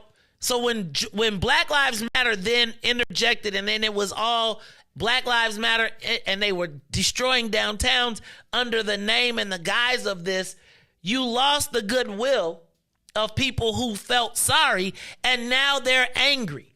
And now they don't care about George Floyd or none of that, because now we've reached a point where white kids are watching Blackish, thinking that black life is better than theirs. That they are turning on the TV and seeing the commercials of all the mixed families and saying they're stealing us. I would argue that in some cases, we all see a changing America and don't see where we necessarily fit in it. However, if you have no fear and you are willing to but willing to use violent action to take your beliefs while we still playing on the democracy, praying and we shall overcome, I don't know that we're going to just lay down and be victims. And so I am curious to know, do you think it's possible to heal this country? Or do you think the country is even broken? Give us a call, 872-259-7474. If that's Katie, I want to talk to you when I talk to the mayor, talk about the mayor. But in the meantime, caller, you're on the Mays Jackson Show. Hey, the Mays. Hey, who there? Who you think this is, man? I ain't calling you now. It's Deacon Quarles. What's up, Deacon Quarles? Hey, listen, man. You right on point about how the patriotism started, and I just and I'm not a conspiracy theorist, but I look at things. I think I look at things from here's an example. I can take a playing card, right? And I can tell two people to look at it from two different perspectives, and they will see two different things. One will see a straight line, the other will see a rectangle. It's the same object, but you're seeing it from two different perspectives, but you're seeing two different things. That being said, I looked at this issue with the incident down in Texas. It's unfortunate. I really, I have empathy and I feel bad about that. However, I had to look at it from another perspective. Everything that happens, someone will benefit. Okay? Now, who would have benefited from such a tragedy? And in what way? Well, you can get empathy and sympathy, and you can get a whole group of people to think your way on a certain topic based on the incident that happens to them. Black people, police brutality, we want the police to get right, blah, blah, blah, blah, blah. A group of people united about a topic. You see what I'm saying? Mm-hmm. A Hispanic group of people murdered children. Guns. Folks. Democrats. I'll just say those words that way without saying what you understand I'm saying. It's unfortunate, okay? But you have to look at things objectively. Hopefully, that wasn't something that was just, as 9/11 theorists would say, the government did it. Hopefully, this wasn't the same case. But would I put it past them? Without saying, you know what I'm saying. I had to look at that in that way. Now, Ted Cruz, Ted Cruz was a result of the Tea Party also. The same Tea Party you just described perfectly, I may add, that originally was about taxes, but under the disguise of racism became more sinister undercover. And unfortunately, they were more associated with the Republican Party, so now the Republican Party is racist. Okay, blah, blah, blah. Now, same issue. All of these things going on, you get something a title, terrorist organization. Right? Now, if hypothetically Black Lives Matter is considered a quote unquote terrorist organization, they sit in the same group, they sit in the same bucket of this is what we're gonna do with terrorist organizations because everybody's united in the construct that we believe terrorist organizations are evil and they must be dealt with. You see what I'm saying, man? I do, bro. It's a whole, you know what I'm saying? And for me, it's specifically. See, I don't really talk to a lot of people the way I talk with you guys on the radio. Some people look at me and say, "Oh, I've even heard some of our own people. Oh, there's no need." The same narrative now. Same narrative, just like that woman did at that testimony. You could tell she was coached because she had the same exact narrative about guns. Raise the age, ban the weapons. Okay, you can do that, but you only affect the people that are going to abide by the law in the first place. You're right. It's a lot more. You know what I mean? So I don't get that. But again, there's a method and a reasoning behind everything that happens as a result of something that happened. You follow me? I got you. And that's kind of, that's kind of where, my thought process. So now maybe everybody doesn't go that way, but that's just my thing. So anyway, look, give me a call. I'll let you later. I appreciate you, Deacon Quarles. You know Deacon Quarles be the man. He gonna keep us. He gonna keep us safe. We going to Deacon Quarles house when it go down, because he gonna have all the supplies. So we got to get that list together, and make sure that you get those canisters. Make sure we start getting flour and all those things. I just think we need to be a little smarter. Be paying attention. Look, it's the Mays Jackson Show. Reese, we got any more callers on this? Call you on the Mays Jackson Show. Can America be healed? Good morning. Good morning. How you doing, Mays? Oh, what up, Miko? Hey, what's going on, babe? So you want to know would America ever heal? America is never going to heal until they admit to all the atrocities that they continuously do to freedmen, black people, and own it and start to repair and pay for the damages they caused that pretty much that generated from generations of us. So no, it's never going to heal. And them trying to criminalize us for starting to stand up and recognize what has been done to us to try to repair ourselves, they can try, but at the end of the day, you keep going to get this over and over and over. Because at the end of the day, you pay for everybody else's atrocities that somebody else done to them, but you won't stand up and own your own. We are the people that pretty much built this country, and you won't even pretty much pay your debt to us. So no, America's never going to heal until they start walking the walk that they talk about in other countries or other continents. How's about that? You sound like Brother Jacob, because you know Jacob be like, the book, man, give us eyes. That is the president of What's in It for the Black People, Miss Tamiko Hope, my Presidente, El Presidente. Anybody else on the line?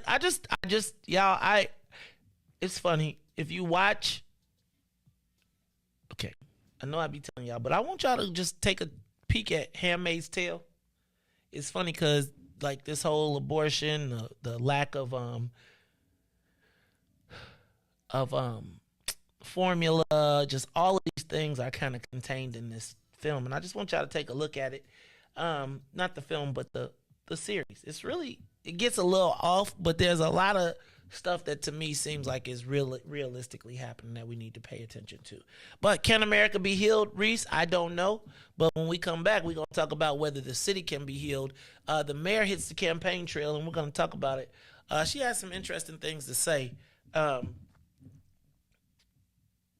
Some interesting things to say. And so we're going to talk about it all. Plus, I'm trying to see, should I put my trigonometry shirt on for the interview? I don't want to mess up nothing.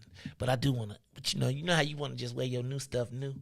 Like you want to be like, I got some shoes for this. I got some, you know what I'm saying? I ain't ready for that. But I do want to bust it out. All right, it's the Mays Jackson Show. I'm your host, Mays Jackson. Reese, we'll be back after these messages. The Mays Jackson Show will be back after this break. Mays Jackson. Uh-oh, what's in it for the black people? I want to know, is there an offensive black people list? Who manages it, and do black people have to honor it? You're Uncle Tom. That's why you're an offensive. And the reason why you're Uncle Tom is the real story of Uncle Tom. How he worked for his freedom, and then the slave master reneged on him and wouldn't let him get his freedom. So you know what he did? He left. You're messing with the church's money. You were smart enough to work your way off, so you offended the white folks, and then you offended the black folks because your ass left, and because they wouldn't. And who manages the left is both black folks and white folks, because if you see in that situation, the black folks is just as mad as the white slave owner that Uncle Tom left. What happens if you say that and someone gets offended? You ran off the plantation, brother. That's why you're offensive. That's all I got, brother. Keep being offensive. Thank you. Mays Jackson.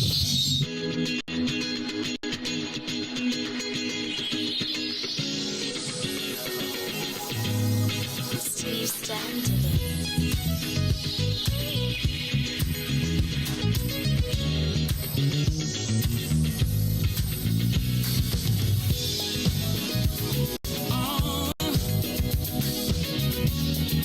Last reminiscence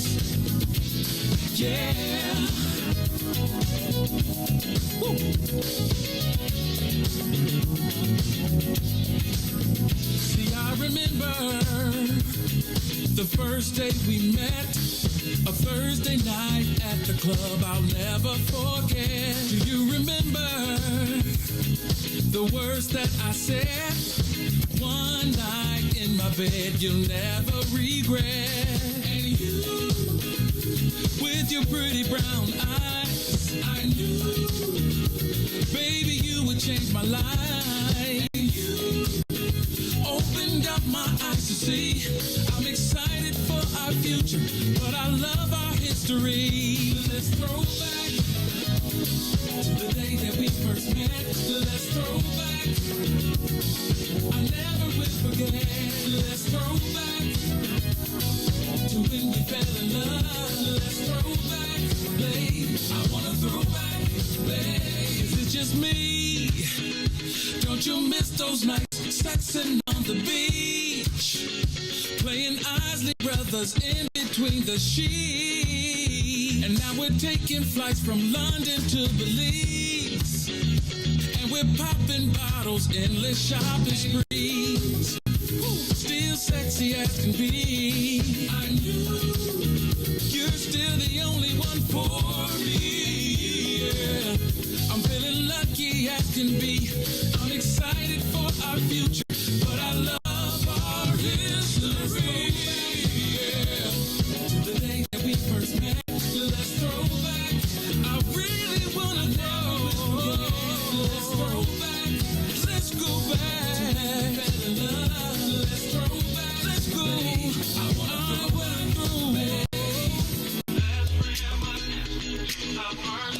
Oh, come on now. We were making love to the first time we let's reminisce of the whip. Making love. You are listening to the Maze Jackson Show. Let's throw it all the way back. It was 4 years ago, man. Mayor Lori Lightfoot was running to be the mayor of the city of Chicago. I remember it was about this time that all the big willies started jumping in, saying what they was going to do. Tony Preckwinkle, we had heard that Rahm Emanuel was not going to be running again, and so people were lining up, and Riis did this 4 years later. Ain't it crazy how quick 4 years go? Very fast. I didn't even think it was 4 years. Yeah.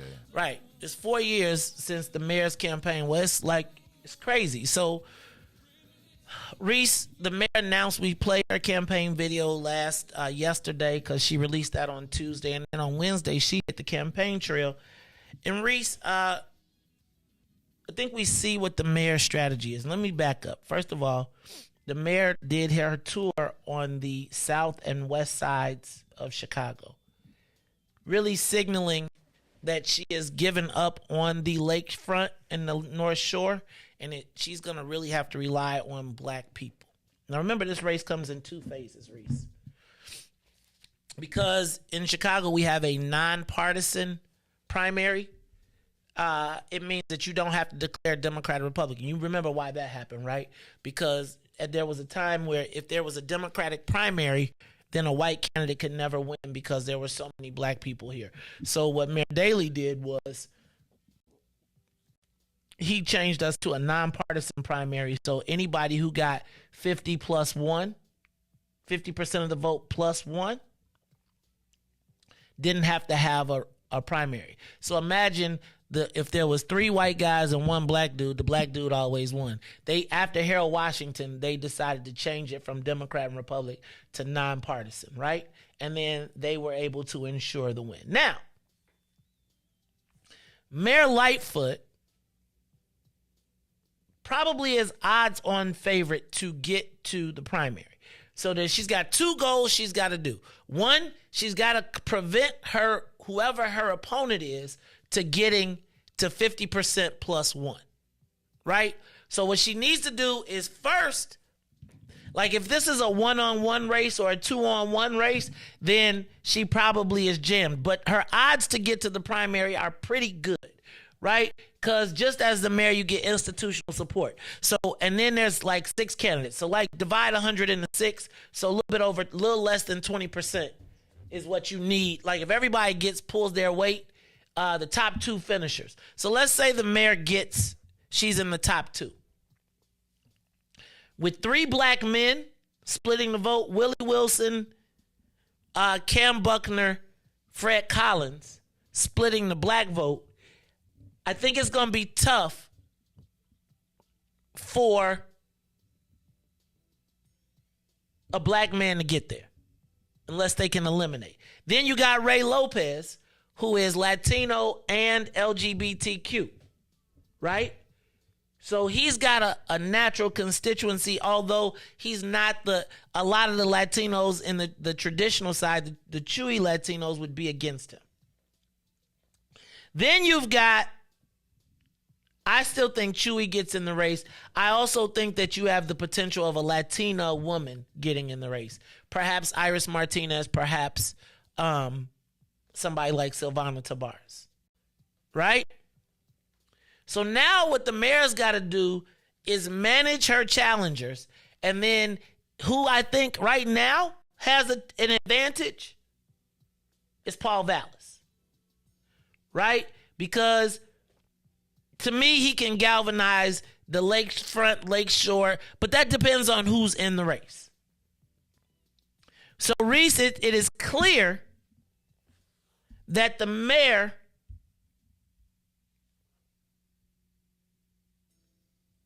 has put all of her future in black women. And it's kind of odd. I mean, it's kind of weird.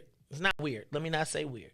Let me say that it's ironic that the mayor is going to really need black women in this race. So what she's going to need is to split the black vote between men and women, and then she needs to be the women's choice. Does that make sense? So if Mayor Lightfoot is to be successful to get to the runoff, she needs black women all to vote with her.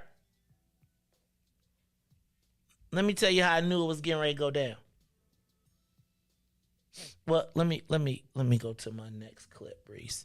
And why don't you switch over, and then we're gonna go to some audio, courtesy of WTTW. Yesterday from Chicago Tonight. Y'all know I love Chicago Tonight. They don't be loving me, but I really do love Chicago Tonight. So Riis, I'm gonna ask you to turn up the volume, click us over, and this is what I want you to hear from Mayor Lori Lightfoot, so it kind of backs up what I'm saying. If you're ready, let's go it. I'm a black woman in America.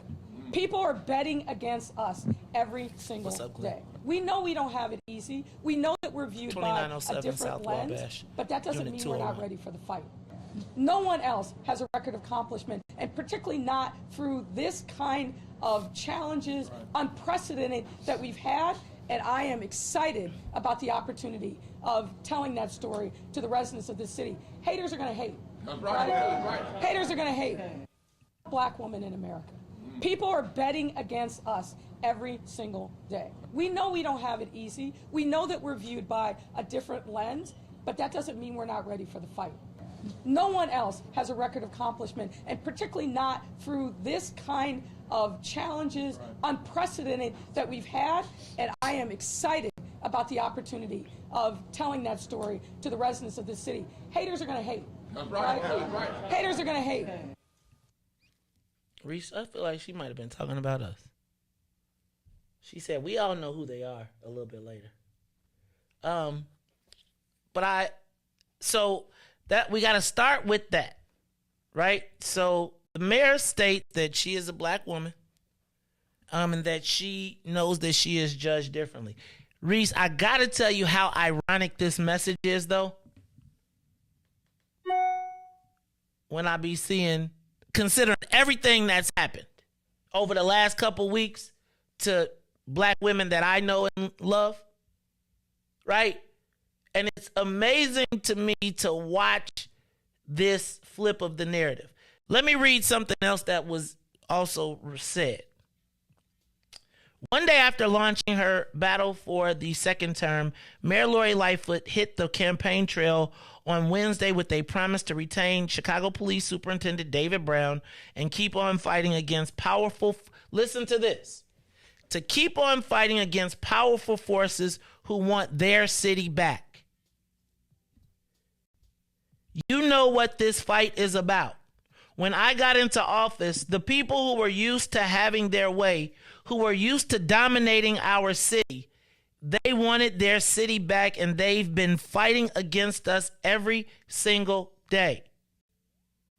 The mayor told a breakfast crowd at Starlight Restaurant, 8300 South Kedzie in Ashburn. We did not let them take the city back then, and we're not going to let them take it back now. We need to continue to lean into equity and inclusion. We've got to make sure that residents and neighbors south of Roosevelt Road and west of Ashland get their due. Riis, does that sound oddly familiar about the conversations that we have right here on this morning show? And I see all of these pronouns, they, them. Didn't I get a letter about people dominating over us? My point here is, let me read it again, because all you know what this fight is about. When I got into office, the people who were used to having their way, who are the people that were used to having their way? Who were used to dominating our city? Who are they? They wanted their city back, and they've been fighting against us every single day. Riis, that sounds like the Mace Jackson morning show. Is somebody gonna Riis? This is in the paper. No.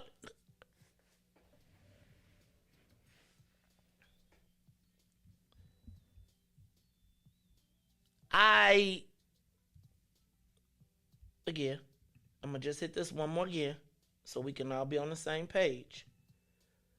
Right? Because I want us to understand. Okay. So here's me. Right? And I love all of us.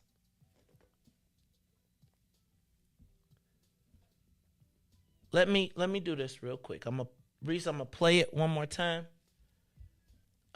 This is video courtesy of Chicago Tonight. Y'all check it out. I just want you to hear this, and then I want to move from haters going to hate to players gonna play. Okay? And I'm gonna give you a little game right now. Give me a hot second. Let's see what we got. Oop, I'm on the wrong way. All right. Shout out to Paris Schutz. Listen. I'm a black woman in America. People are betting against us every single day. We know we don't have it easy. We know that we're viewed by a different lens, but that doesn't mean we're not ready for the fight. No one else has a record of accomplishment, and particularly not through this kind of challenges, unprecedented, that we've had. And I am excited about the opportunity of telling that story to the residents of this city. Haters are going to hate. Right? Haters are going to hate. Riis, I would like to send a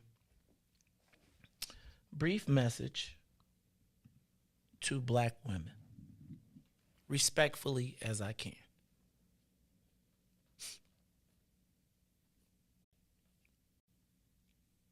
You often sit in the seat of control and are the deciding factor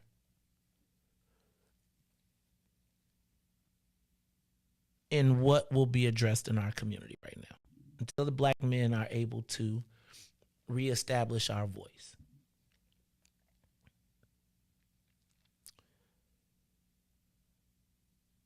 The mayor just laid out the fact that her path to success must come through the black community, particularly black women. I, Mace Jackson, have personally not been in a position to probably have the mayor hear our voice, because I have been pretty vociferous since what I saw happen during the pandemic, because I do think the pandemic kind of shaped my opinion, but we obviously, that's not really a factor to us anymore. So I would humbly ask Black women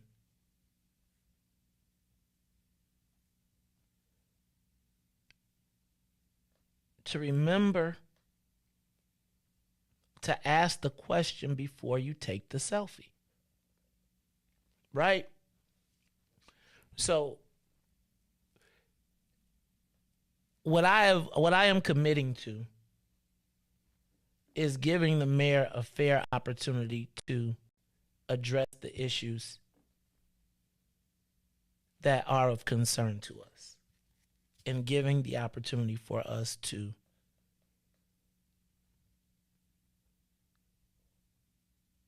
hit the reset button, even if that's what you want to do.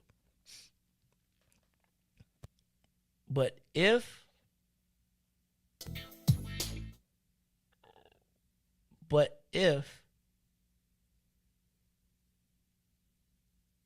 we don't say anything, like if we don't address anything, if you just take the picture and just be like, so imagine on the campaign tour, before we even having a chance to, our instinct is to say we forgive you before we even asked for to be made whole or to be made right. And let me say how much I got respect for Alderman Curtis.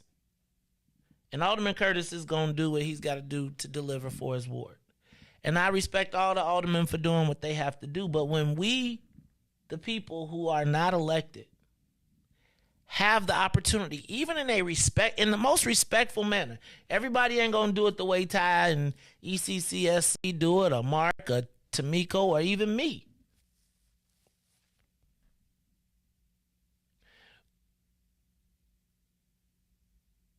But if we take the selfie before we ask the question,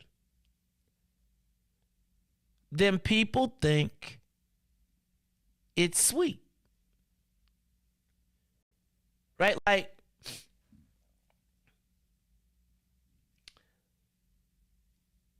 somebody has to get an explanation about what happened with the violence prevention groups being funded. Do y'all remember that? Like, I'm not, so here's me. Like, I'm happy to sit down with the mayor. But I got to understand, what did you think when you told dude that was BS? And we knew that people were calling and screaming and telling us that, and this is why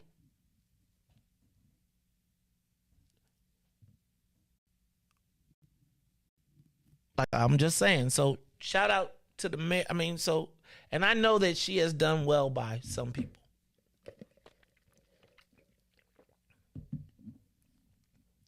But the selfie before the question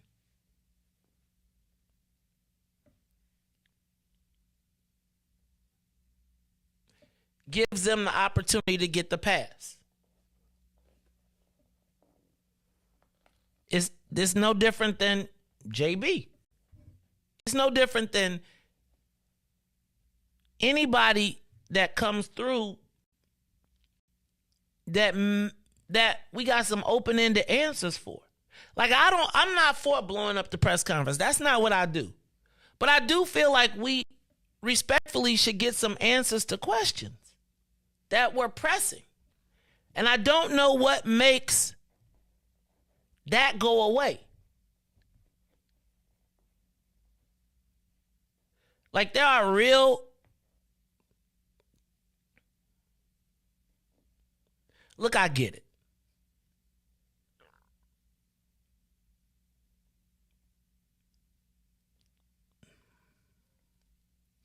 I understand that we sometimes have different, like, I just feel like you can't go on the first date. Right? Like, you got to ask, like, you got to make them work for the vote. Right? Like, especially if you got transgressions out there. Give us a call, 872-259-7474. 872-259-7474.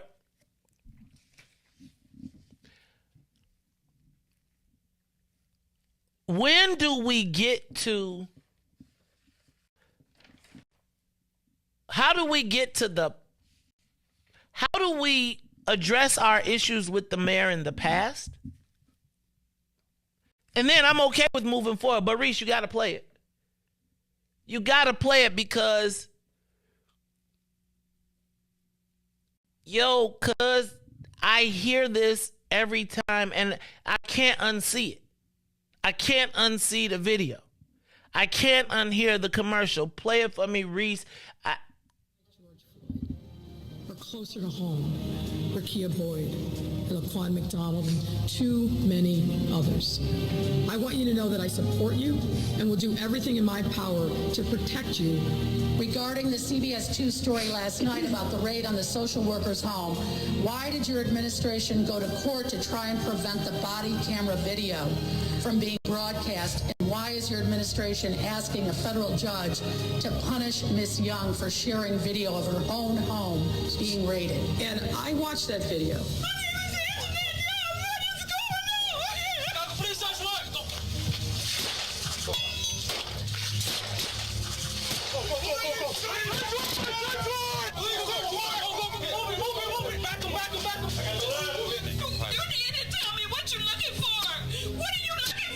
Now, this case was litigated in federal court. The federal judge put in place an order. There's allegations that she has violated that. A federal judge put rules in place. It's for that judge to determine whether or not that was appropriate. I'm not going to sit here and second guess a federal judge or how the information related to that matter was handled. That's for that judge who I know and is very competent and I'm sure will be fair in assessing. Because COPA has not yet made a decision in 22 months on this? I just, look, we got to fess up and we got to clean it up. You got the wrong place! You got the wrong house! You got the wrong house! We will and we must continue to say her name. Switch. So I got that in my head, right? And then I got this. I haven't figured out how we put it together. Listen. I'm a black woman in America. People are betting against us every single day. Mayor Lori Lightfoot wasted no time before a different lens, but that doesn't mean we're not ready for the betting against us every single day. Take a listen. I'm a black woman in America. People are betting against us every single day. We know we don't have it easy. We know that we're viewed by a different lens, but that doesn't mean we're not ready for the fight. No one else has a record of accomplishment, and particularly not through this kind of challenges, unprecedented, that we've had. And I am excited about the opportunity of telling that story to the residents of this city. Haters are going to hate. That's right. That's right. Haters are going to hate. A different lens. We know that we're viewed have it easy. We know we don't have it every or betting a woman in America. I'm a black woman in America. People are betting against us every single day. We know we don't have it easy. We know that we're viewed by a different lens, but that doesn't mean we're not ready for the fight. No one else has a record of accomplishment, and particularly not through this kind of challenges, unprecedented, that we've had. And I am excited about the opportunity of telling that story to the residents of this city. Haters are going to hate. That's right. That's right. Haters are going to hate.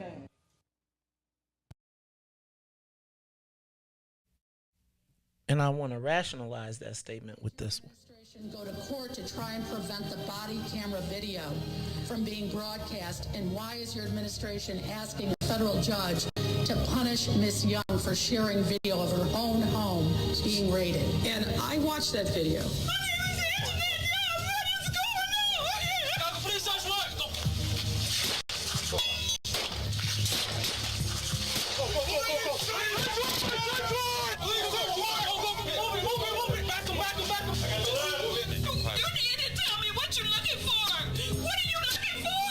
this case was litigated in federal court, the federal judge put in place an order. There's allegations that she has violated that. A federal judge put rules in place. It's for that judge to determine whether or not that was appropriate. I'm not going to sit here and second guess a federal judge or how the information related to that matter is handled. That's for that judge who I know and is very competent and I'm sure will be fair in assessing. So I just think that you could cut the rest. I just feel like Miss Young was not that woman. And that, and then I think about Ruby calling us and saying what was happening, that she was being assaulted, trying to get out the house. I'm going to take the call, and then we're going to go to the live line. We're going to go to the live line, we'll take a call, and then when we come back, we're going to be talking to Glenn Brooks about black gun buybacks. I want to buy a gun, and I'm black. It's the Maze Jackson Show. Caller, you on the Maze Jackson Show. Hello? How you doing this morning, Maze? This is Al. What's up, Big Al? Big Al Evans. What's going on, doggy? Nothing much, buddy. You hitting every note on the piano this morning, brother. Let me say this. This is my feelings about it. The mayor. I am concerned with the fact that you allowed that lady that you said was assaulted coming out of her home. I am upset that you fought not to have that video cam of Angelette Young. You fought to keep that hidden. I am upset that you can't do better with this crime in our city. So now the chicken's coming home to roost because you have to come back to the neighborhood of the people who you allowed to not receive the equity that you preached about, such as the cannabis. You had a big thing down there at UIC about equity and cannabis. You hit the note about JB. He go in the same boat with her. We need to have a spine. We got BP1, and we serious, and we need to make sure that they know that they cannot do those things to us. And yes, when she talks about haters, she's talking about me and you and anybody else in BP1. So you, and I'm insulted that you would call me a hater. I'm insulted. See, so that's all a little bit I needed to say this morning, but that was on my chest. And you are hitting every note in the piano. You are telling the truth. Thank you. And whatever letters you get made, you can believe one thing. Al Evans going to stand with you, okay? Thank you, my brother. I appreciate you. You know, sometimes I appreciate you, my brother. Big Al Evans. I just think that, like, if we don't say nothing when we see these people, then Anjanette Young gets to happen all over again. And I just think, like, I'm all good with saying we forgive if that's what we going to do. But you got to at least be like, my bad. Like, I'm sorry. I did wrong. I haven't done right. Like, I do feel like maybe I missed it. And, you know, I'm not Invest Southwest, and I ain't getting none of that. So maybe that's just my problem. I just feel like it's a different way we get responded to. Look, y'all, it's the Maze Jackson Show. When we come back, we got callers on the line? All right, we're going to take our calls, and then, how many we got? Okay, we're going to take the calls, and then we're going to talk to Glenn Brooks about the gun buyback that the city is having this weekend. All right, Riis, call you on the Maze Jackson Show. What's up? Good morning. This is Katie. Hey, Katie. I seen you taking pictures with your fancy hair over there. Did you ask her what's in it for the black people? You know what? I wasn't prepared, but one of my friends did. And she shooed it off by saying everything is all right now. Specifically, she asked a question about what happened during the uprising and why we didn't get police coverage on the south side, especially on the southwest side, which they tore up from the flow up. so she said the mayor shooted it off and said something to the effect that you all, no, that's not what we do, and you all, the 8th district is doing okay now, and things are different now. And that was her response. Okay. So, yeah, I do admit, I didn't think she was going to walk down because it was real tight and crowded up in there. And I did not think that she was going to walk down the aisle. And it was true. I planned to be prepared, but some other things came up and I wasn't prepared. But I at least should have had, my Black people first, bracelet on. But I forgot about all of that. I know sometimes y'all be getting excited. Yeah. It be fancy. It be so much action going on with the press. I understand. Ooh. That's you still the. I know it was action packed. I know like when they was packing, and Alderman Curtis be packing the joint out, and Starlight is like is ground zero for politics in the 18th ward. That is Katie Lindsay. But I'm sure that I wasn't the only one smiling in her face, but won't vote for her. Uh-oh. But won't vote for her. But we go get that free breakfast. That's good stuff. That's good stuff. You know my seniors ain't gonna miss no free breakfast. I ain't gonna tell y'all not to. Look, y'all, it's the Maze Jackson Show. Let's take another call. Caller, you on the Maze Jackson Show. If we gonna forgive, can we at least get like not reparations, but at least say you sorry? Go ahead, caller. Maze. Oh, James say, you about to get me in trouble because I got off the plantation. What's going on, James? Riis should have in his card box, ain't no future in your front. Because all of this, now all of a sudden, you poo-pooing to the Black people now. You need our help now. Where was our help? I'm telling you, Willie Wilson would win by a landslide if he just took some of the drops or bring up some of the issues that you've been bringing up. He would win by a landslide. She wouldn't even have nothing to come back with. Dude, man, we're in a serious state of affairs, bro. The Black folks is in a serious state of affairs. I don't know what we gonna do, Maze. Well, I don't think I can keep telling y'all, armor up, Black people, because it's wartime. It's time to go to battle. Time to go to battle. So, like the song says, you smile in your face all the time. They want to take your place. Them backstabbers. You stay up, bro. I got your back. Peace. Thank you, James. Thank you. Look, y'all, it's the Maze Jackson Show. I'm your host, Maze Jackson. Got my man DJ Riis Rule on the ones and twos. We running a little bit over. Caller, you on the Maze Jackson Show. What you got for me? Caller? What's up, Maze? What's up, Ruthie? Tyrone Muhammad. Hey, man, Tyrone Muhammad. I got to ride in the police car yesterday. They got Blue Lives Matter. Man, I'm telling you, Tyrone and Gregory, they be snapping, man. What's up, Femo? How you feeling today? Hey, listen, bro. This is what's in it for the Black people. I just want to constantly remind you, don't allow people on your show to filibuster and to play games with our lives, man. Like you got my man Glenn Brooks coming up. At the end of the day, he represents the mayor. And at the end of the day, he represents the city of Chicago. You start talking about gun buyback. Man, you know how long they've been doing gun buyback? It hasn't reduced no violence. Man, we need to stop allowing people to use tactics and gimmicks in our community. They ain't doing no gun buybacks in white neighborhoods, bro. That ain't what that's about. That's about us. That's all fun and stun, man.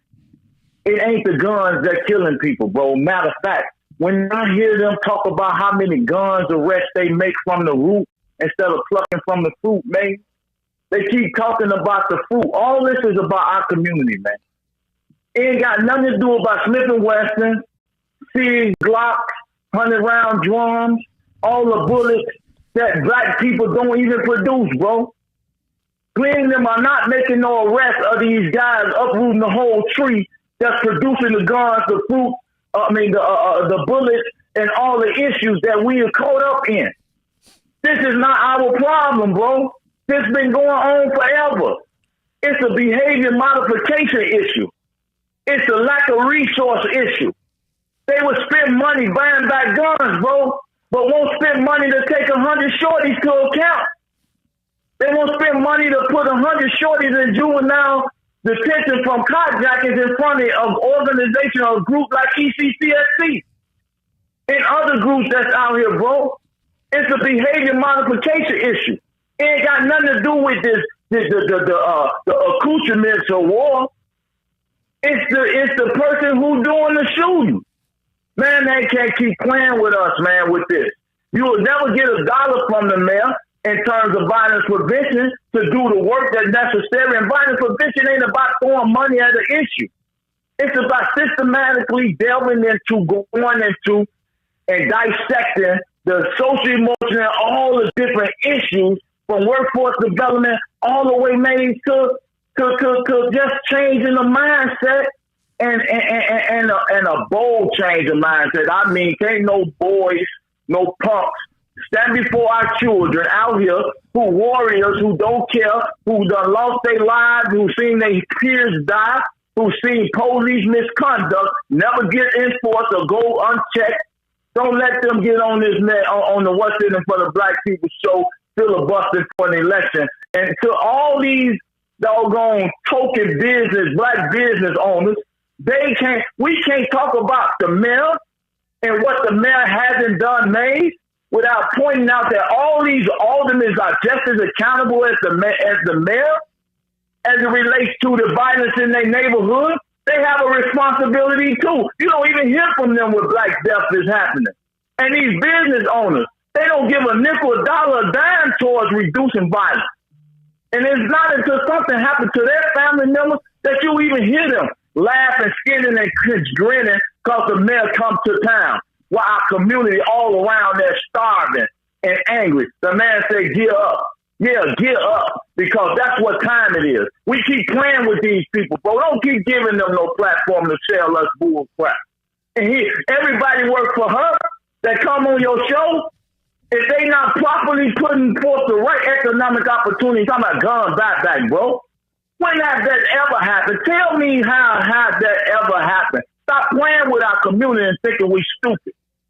Quit it, man. We got to call these people out, man. I don't mean take up too much time, but bro, we got to get at the crux of the issue. We got to create real economic opportunity and real. This is systemic violence, man. This is a systemic thing, bro. It has nothing to do with these shorties and what's going on out here. This stuff is orchestrated and planned. And here you got a police director coming on talking about gun buyback, but we can't even sit down and have a real meeting with the mayor about how we get at these issues, because she don't want real people at the table, bro. She don't want no real answers. The J.B. Pritzker don't want real answers. And we keep letting these people come in our neighborhood bullshit and gender flicking with us, man. We got to stop it. And all these so-called black businesses, they just as bad because they don't contribute nothing. They benefit off the ignorance of the people like any other foreigner. That's what I see, bro. Thank you. That is Tyrone Muhammad. Dang, man. Dang, he done warmed up Glenn's interview before. All right, last call. Then we getting ready to go. We're going to take a quick break. Then we're going to bring in Glenn Brooks. He's with Chicago Police Department, and we do have some questions about gun buybacks. And I think it's important. I think a lot of us are Second Amendment rights people who believe in the right to conceal carry. So I do want to talk about get down to the nuts and bolts of these gun buybacks. Carla, you on the Mace Jackson Show? It's me again, man. It's Miko. What's up, Miko? 2 in a row. Come on, girl. Now you know I got to get this man on the show. So give me 2 minutes. Come on. Yeah, that's fine. So let's make sure that those guns that they're buying back don't wind up back on the street. So let's not forget those stories too as well, with the same serial numbers that they already confiscated or pretty much did in the buyback program. So how soon we forget about all of this. So just thinking about the mayor and her words, you know, and don't keep saying we just need to go on an apology. Enough of that BS, okay? We need tangibles. And, you know, I advocate heavily in the subsidized housing space, especially in CHA. You know, so it's very disheartening to see, you know, land that's supposed to bring back 600 or more replacement housing being pretty much, you know what I'm saying, given off to a private entity for a soccer arena, for entertainment. When public housing and affordable housing, and there is a difference, and even subsidized housing, income-based housing, it's a shortage in Chicago, just long west around the country. People have been waiting 20 years. So things like that, you know what I'm saying? Don't say nothing about just an apology, man. We need tangibles.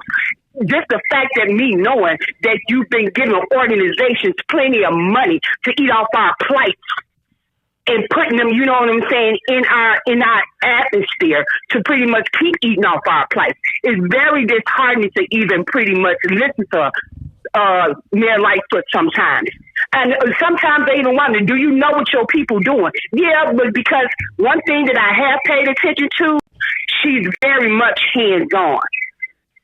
She's very much hands-on. So I can't even pretty much use that as an excuse as a black woman that's out here struggling with a business, you know what I'm saying, that pretty much is viewed differently and going to keep fighting for the black family and our black men. They're pretty much trying to stand up for us. Man. The Black Family Collective. Man. So it's hard to pretty much, but as a black woman, not going to keep saying the disrespect on our end, but don't want to see you disrespected too. But come on, Lightfoot, put up.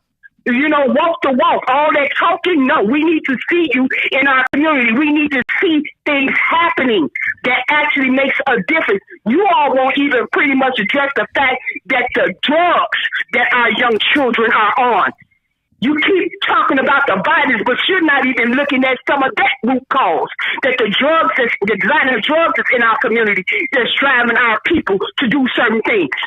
You're not even looking at that. That's how I know all of this shit is a setup. It really is. You can't even get them to even talk about it.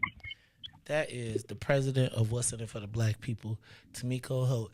Dang on. Y'all have heated up the microphone. Y'all done heated up the seat. So when we come back, I did a mess up. When we come back, the head of community policing for the Chicago Police Department, Glenn Brooks, is going to be talking to us. He's going to be talking to us about gun buybacks.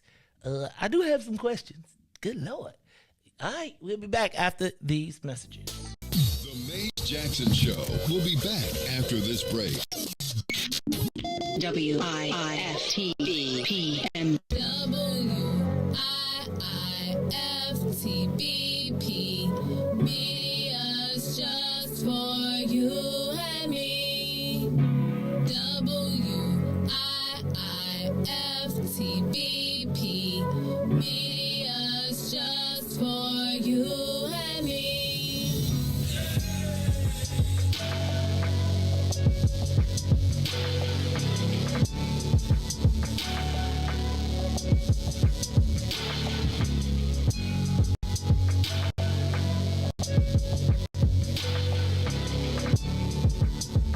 Hey, Chicagoland, all roads lead to Solo Beauty Supply, the largest black-owned beauty supply in Chicago.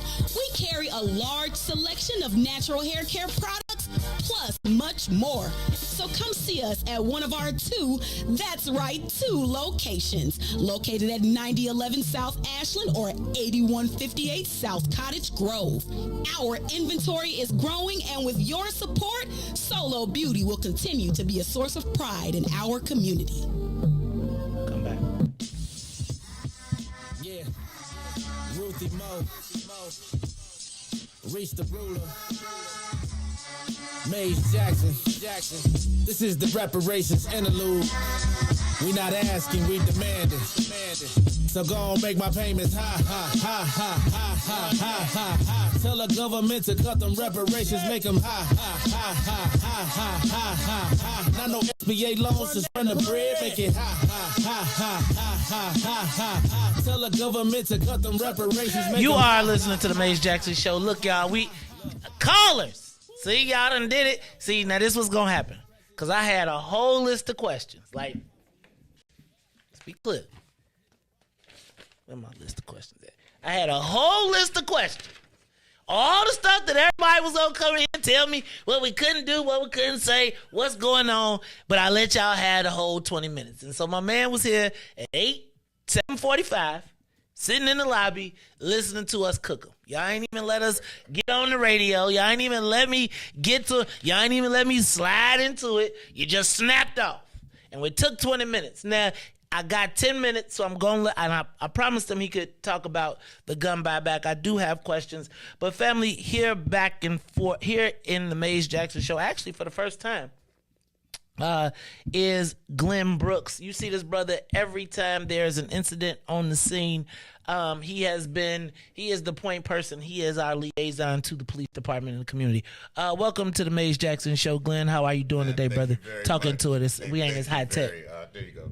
Thank you very much for having me, Mays. I appreciate it. I really do. Glenn, you know what? So this is how I feel. I feel like there's all the people, places, and things that make the city go, right? And what has to happen, in my estimation, is that we all have often different interests in different groups that we work. But the thing that I've learned is that we have to be able to see the blackness, and whoever you are, the point person to me in the police department. So if we're going to try to fix something, if we're going to try to help somebody, the first call I'm going to make is going to be to you.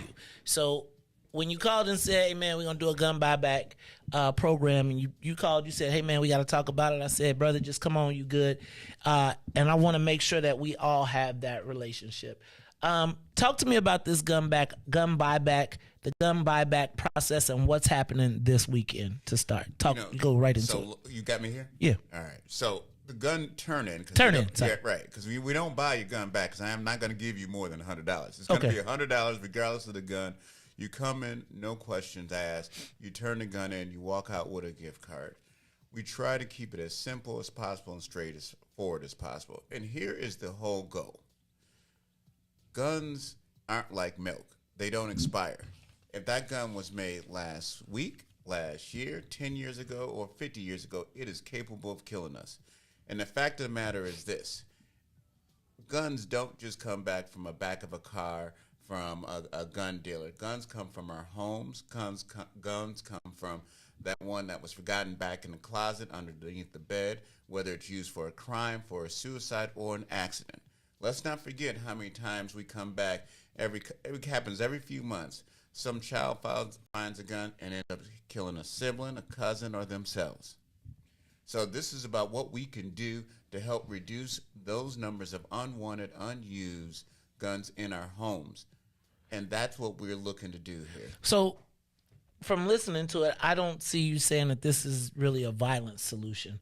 This is more of a safety solution. So, number one, go ahead. It is a violent solution. Whether you're committing suicide, whether someone is stealing that gun and using it in a crime, those are both incidents of violence. Now, it's different on the spectrum in terms of intent, but they're violence. So that's number one. And you are absolutely right. It is about safety. And that's what's about in all of our neighborhoods. We want to ensure we can make our neighborhoods as safe as possible because we deserve the American dream. And this is a step to get us there. Now, I'm not going to say it's the final solution, but it is a step that makes us safer. Give me the who, what, where, when, why of what's happening this weekend. So this weekend from 10 to 2 at St. Sabina, 1210 West 78, you can come in, you can turn in any gun that you may have, any gun you may found. I don't care where it comes. I'm not asking any questions. You get a $100 gift card, which you can spend anywhere that you need to spend. It is that simple. Now, do I have to worry about like the boys catching me on the walk up to the place because it's unlicensed or anything like that? If you are coming down 79th Street trying to get to... What if I'm coming down 79th? Well, if I'm coming down 79th Street, man, if I'm on the 9, that's a long trip.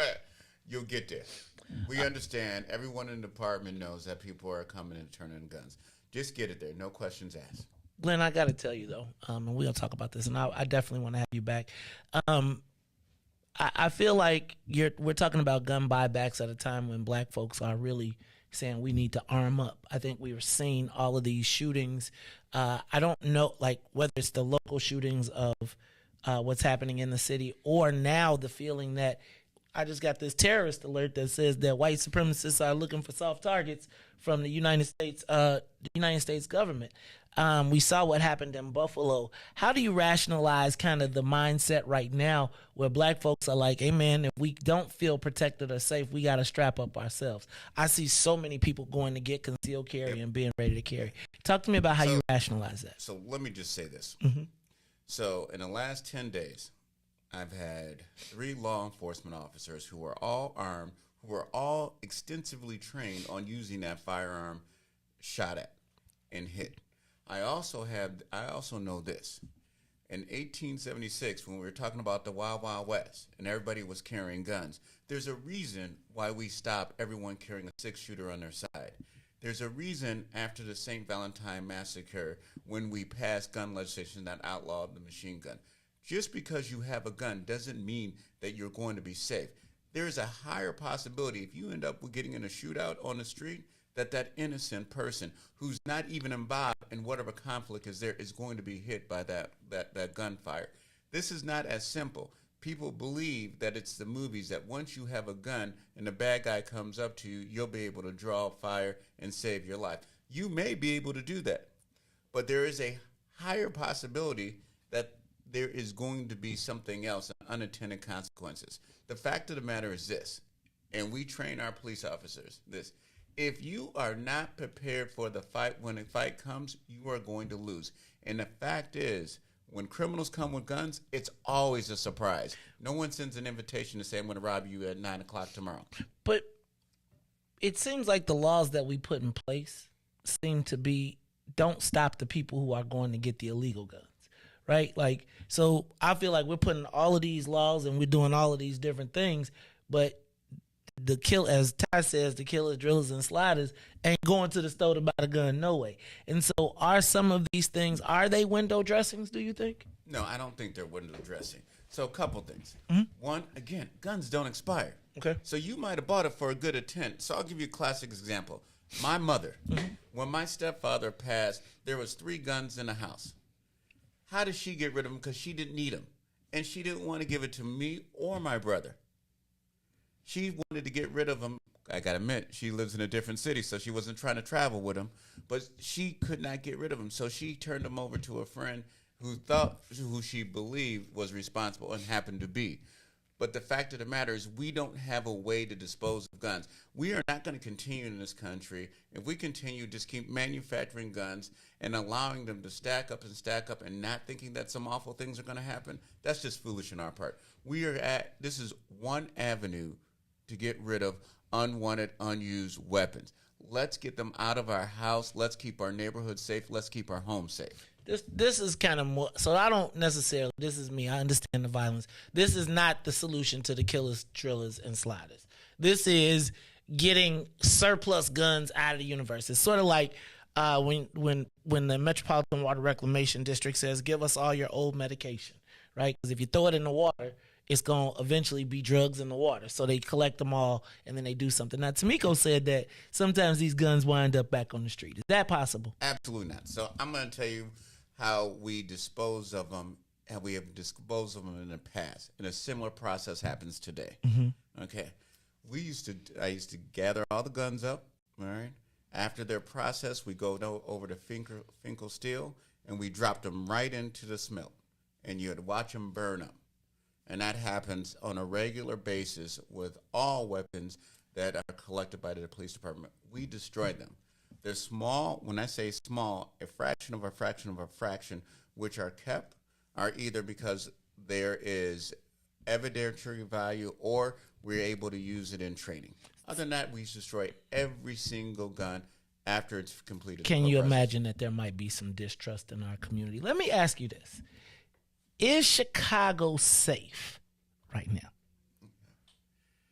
Is Chicago safe right now? Chicago is safer than we think it is because a lot of times we play all the news game and it's not. Here's the fact of the matter. Both you and I get up every morning in this city.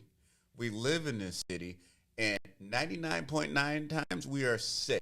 Now, I have been carjacked. Wait a second. There's been incidents where we put ourselves or find ourselves in situations which it's not safe.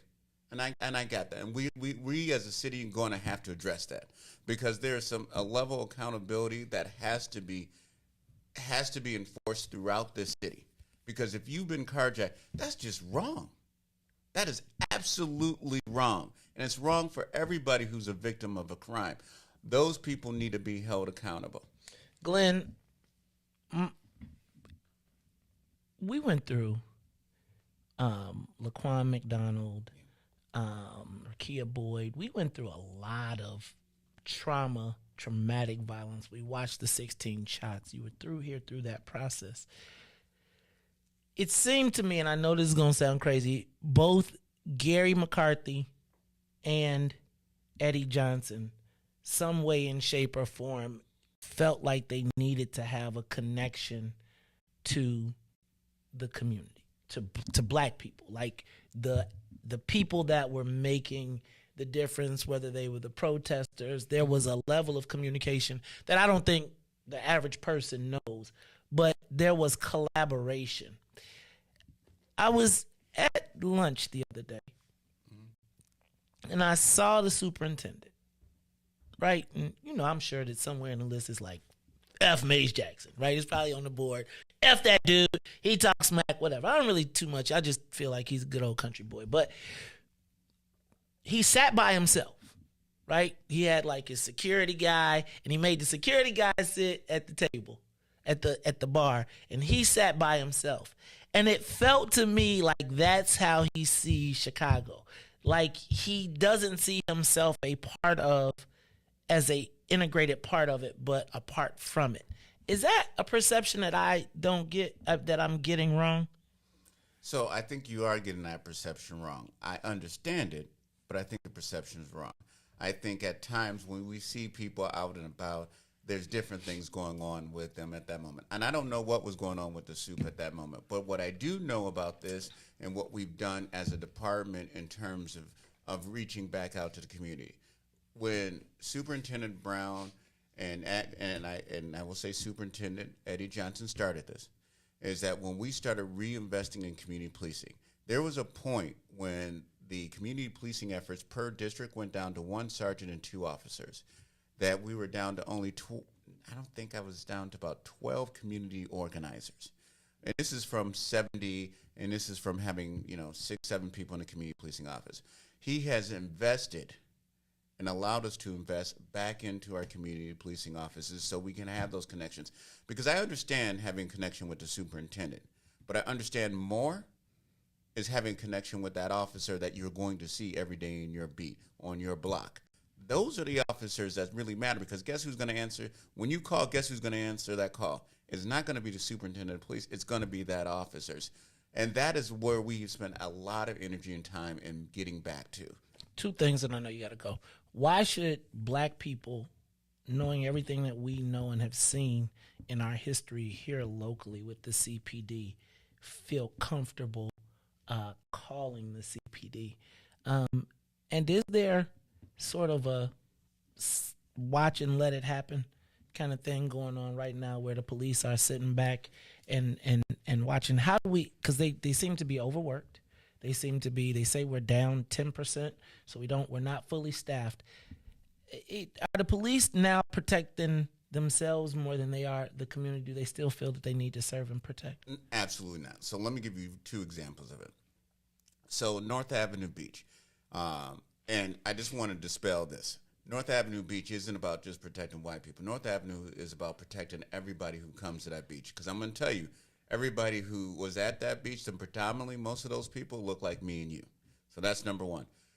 Here is the fact. While we were standing out there, we watched 11 people with guns walk up to that beach. And if you're bringing a gun to the beach, you don't have good intentions. I'd be like, I want to be safe. Okay, you might want to be safe, but let me put it this way. We talked about this. You have a shootout on the beach. I don't care if you're shooting at that bad guy, the guy who's hurting you. You are going to hit somebody else. There's hundreds and hundreds of people out there. We have found 11 people who walked up to a security checkpoint with a gun and said, forget it, I'm going to keep trying to walk in with this gun. And we took 11 guns out of it. That's not just the police sitting back. That's the police protecting us. That's number 1. Number 2, it is extreme. There is a lot of work to be done, a lot. And our officers are working 6 days a week. It is a lot. There is no ifs, ands, and buts about it. We are working a lot, but we're working a lot to keep our neighborhood safe. Is it working? Yeah, it is. So I'll say, and this is how I'm going to say it's working. We have not solved this problem. What we have done is this. We don't have as many shootings. We don't have as many murders as we did last year. So that means we're down. How much? Are we sensitive? And you're going to have to come back and you give me the stats. But my thing is, it sure don't feel like we down, brother. It really doesn't. Because I'll do the same thing. Because our number is just off the mat right now. I will do the exact same thing. And I'll go back and I look at the numbers. Okay, in 2021, we had 6 shootings this day. Today, we might only have 4 shootings. Okay? In 2021, we might have had 3 murders today. Last year, we had 3 murders last year. Today, we might only have 2 murders this year. I'm not saying that we've solved the problem. I'm saying we've leveled off and we're heading in the right direction. We are heading in. It's going to take a lot more work. And if we don't believe that we can head in the right direction, then we all just need to give up. We are going to get better. We've made the city safer before. If you remember, when we started this in 92, 93, when we had all those murders back then, when it was 900 murders, there were more shootings. We got better. We went from there back down to the 400s and the 300s. What happened? What happened? That is a great question, and I will tell you some things that have happened. Number one, we have people who are willing to use guns to settle the most trivial dispute. And, I can remember being on 53rd, and when Kenwood and Whitney Young weren't getting along, you might have someone box for a few minutes, and we all go back. You go back to the Wendy's, you go back to the Herald, you do whatever you did, and you just kept going on. Now that same conflict is going to end with gunplay. And it isn't just going to be you said something, you stepped on my shoe. It's going to be saying you posted something online, and now I got to come back in real life and shoot at you. Are we missing that space? Like Cam Buckner, I'm not trying to be political, but he proposed the first internet task force. Now, Ruthie said it's already been going on and people are doing it. We see so many of these videos and we see so many of these things where they literally talk about, like, yo, JoJo and Momo and we done. Are we missing the opportunity to solve some of those? So let me say, we use every technological advance we can to solve and clear cases. We do. So if it's in the public domain, we're going to use it. If it's in a private domain and the judge gives us a court order, we'll investigate it and use that evidence. We are doing everything that we humanly possibly can. This isn't a this or that. This is going to be a layered solution in order for us to reduce the violence. Okay, so Glenn, I know you gotta go, and I'm gonna let you get up out of here. When you talk about that, though, it does seem very odd to me that whenever there's a high-profile shooting, I think, or white folks got a challenge. I remember the guy that they tracked. First of all, y'all found Juicy Smouye. Y'all figured out the Juicy Smouye thing, right? Then I remember the dude that rode a bicycle from all the way on the north side of Chicago. He killed somebody and then rode a bike, and they cameraed him all the way back to the south side, back to his thing. Why do the cameras work when it's something that the news is talking about, but they don't work when all them people getting shot on the day? So this is what I'm going to say. Mm-hmm. I think you need to talk to some people sitting in county, because there's a bunch of people sitting in county because the cameras worked. And they worked on 63rd. They worked on Springfield and Madison. They worked on all Riis, Springfield and Madison. Hold it. The cameras ain't working. Let me say this.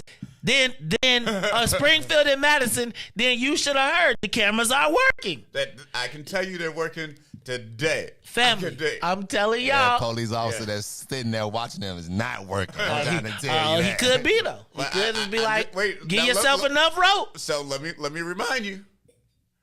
It was just a month ago that we rounded up, I want to say it was a total of 32 brothers over there who were selling out on Jackson, who were selling out in Springfield. We just indicted them on both federal and state charges that we rounded up, and we're not done. It's not like we don't know. We are not done. So the camera's on Springfield. So if you go to Wiley's and you ain't barbecue, be careful. All right, look, Glenn. I think there's a plethora of issues, and I think you're in a tough spot, right? Like, y'all know, check it out. The reality is, in all of the spaces, we're always going to have to, there's a job for everybody, right? And I think the thing that we have to do and you have to do, and I think you do a pretty good job of it, is making sure and identifying who are the people, places, and things that you need to know to even be able to have a conversation. No shade, and I'm going to just say this because it's like we all have our space in the universe. And I just remember just a couple weeks ago, right, where all of us, with all of our various opinions and all the people, you would have took the picture, everybody would be like, what the hell is them three doing? I was having a drink. You might have been having a drink. Party number 3 wasn't having a drink. But I think we're all part of the solution, even though we may not like all the time who we all are who we have to represent in that space. And so, Glenn, I think whenever there's an issue, and I think I got a police issue, I used to call my old frat brother, Eddie Johnson. Then your girl put him on Front Street, but I'll let him get you in jail. But I will tell you guys that Glenn is a solid brother, right? He is an ally to our community. I don't think that any of us have a solution to violence. What we got to get you to do is advocate to get brothers like Tyrone more involved in the space, right? To continue to make sure that the brothers that we know that are on the front line get that opportunity. But I also think that we all have to be able to communicate regardless of what entity we represent, because essentially at the end of the day, when I see you on Sunday, even though you know what your job is and what you got to do, I'm sitting down and saying, hey, Glenn, how can we solve the world's problems over a drink and a cigar? And if we don't have the ability to communicate with each other, the people that can go back and take the message back or go back and actually make something happen, right? If we don't empower our own people. And so it's a weird space that we fit in, because oftentimes our people have let us down. And so we want to kick their butts, as compared to saying, man, how do we empower that brother so that he can get us more solutions and get us closer to the goal? And I think my space right now, I used to be like, let me just blow everything up. I think that part of my space now is just trying to say, where are the intersections so that we can connect this puzzle? Because ain't none of y'all my enemy. I have not been an ally of Mayor Lightfoot. But as I have said, and even though she ain't been the blackest of black, my enemy is, or my issue is not with black people.